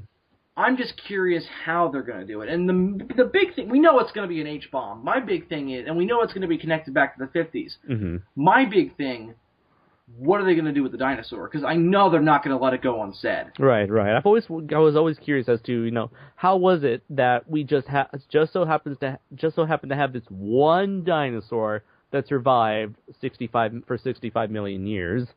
Yeah, it can't. And again, no. Yeah, and again, I'm just seeing how big of a deal it's going to be in this version. That's my big The explanation has always been done differently, in depending on the continuity and depending on the script, but it's in this particular instance that I'm curious only because of how gritty it's going to be. You know what I mean? And to have to go into where this dinosaur comes from is a very different idea than just doing a mutation. Unless they just don't even go into the origin in this first movie and just sort of establish the tone and then start exploring the universe more in sequels. Well, they've kind of already confirmed that they're going to go into it. So, and when you've got a character like Bryan Cranston's character who's a scientist, they're probably going to at least theorize. So, I'm not saying they shouldn't. I'm not saying it's against the idea of the movie to go into it. I'm just curious how they're going to do it. Yeah, it's going to be interesting to see. Absolutely, and I mean it'd be stupid to even say that we're excited. I mean, fucking of course. Yeah. So I have going just one to last first thing. available screening. Oh, absolutely. Just one last thing is that today there have been because the Hobbit Part 2, The Desolation of Smaug, comes out next week, and people are I think it's Smaug. Smog. I always used to just, whatever giant dragon. Coming out, I always used to just call it Smog, but then now the commercials are saying Smaug, and I'm like, is that how I'm supposed to be pronouncing it all these years? I always heard it as the Desolation of Smaug. Dragon played by Benedict Cumberbatch. The Desolation of Hedera. Yes. The Desolation of Hedera will be coming out in 1 week, and everyone's like, oh, is the legendary Godzilla trailer going to be here? Is the trailer going to be here? And there are recent reports... Smaug monster. Now, dude, Godzilla versus Smaug. Smaug. Yeah.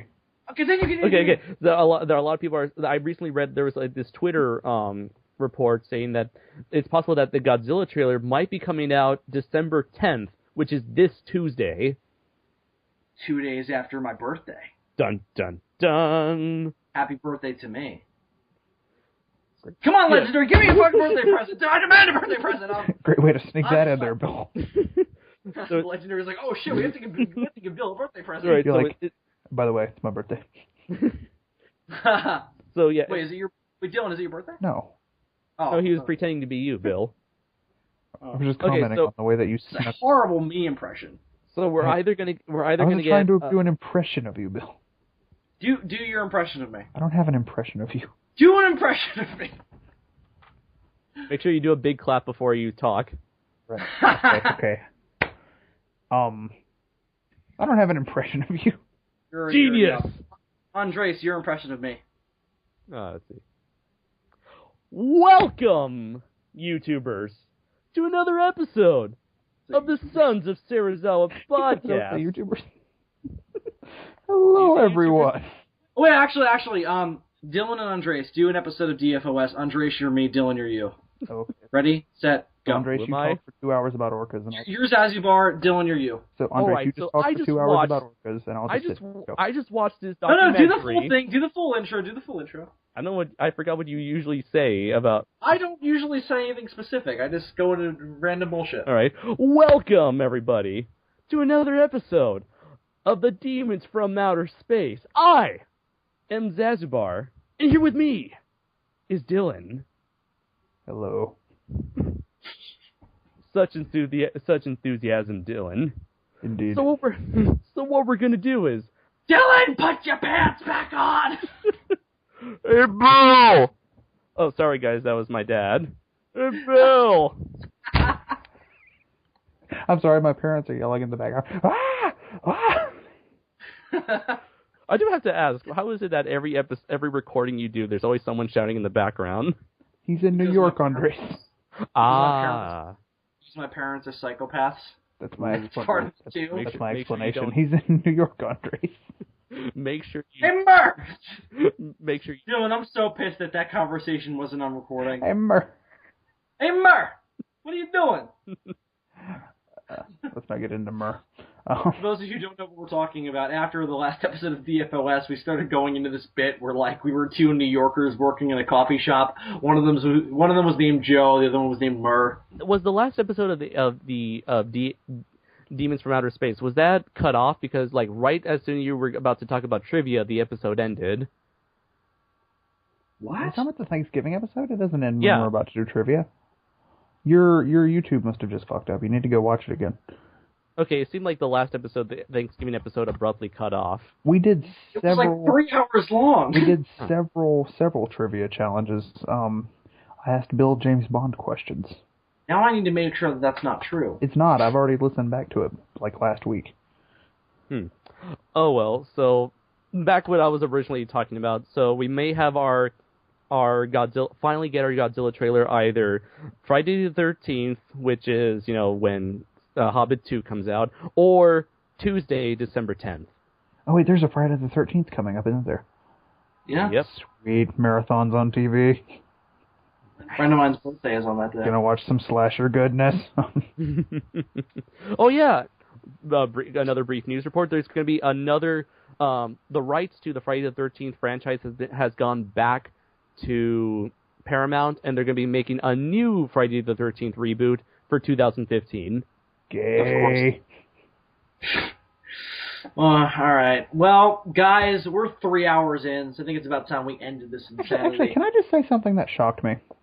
Sure, go ahead. They recently made another Chucky movie. Yes, The Curse of Chucky. Yep. Direct to DVD, Yeah, and when I heard that they were making a direct-to-video Chucky movie, I thought for sure, well, this is going to be a piece of shit. Because going direct-to-DVD, it just has a sort of stigma attached to it anyway, where I immediately think it's going to be a piece of shit. But upon watching it, I was pleasantly surprised. I actually quite enjoyed it. It seems to be the case with most people who have reviewed it. I mean, yeah, a lot of people seem to like it. I would say that it's up there in terms of the Chucky franchise. As someone who has seen them all, I think it's one of the best of the series, actually. Cool. It makes him scarier than he's ever been because Child's Play. I mean, I know that was the original intention, but it's really not that scary. But there are some moments in the movie where you're like legit thinking, "Oh my god!" But so yeah. Did they do a lot of CG in that, or? Yeah. I hear it's puppetry. I hear they kept it try like use practical effects. Also, when you first start watching the movie, you think Chucky's face looks retarded, like they messed it up. But there's actually a reason for that. He's actually got like some kind of like paint or something on it to like hide the scars on his face.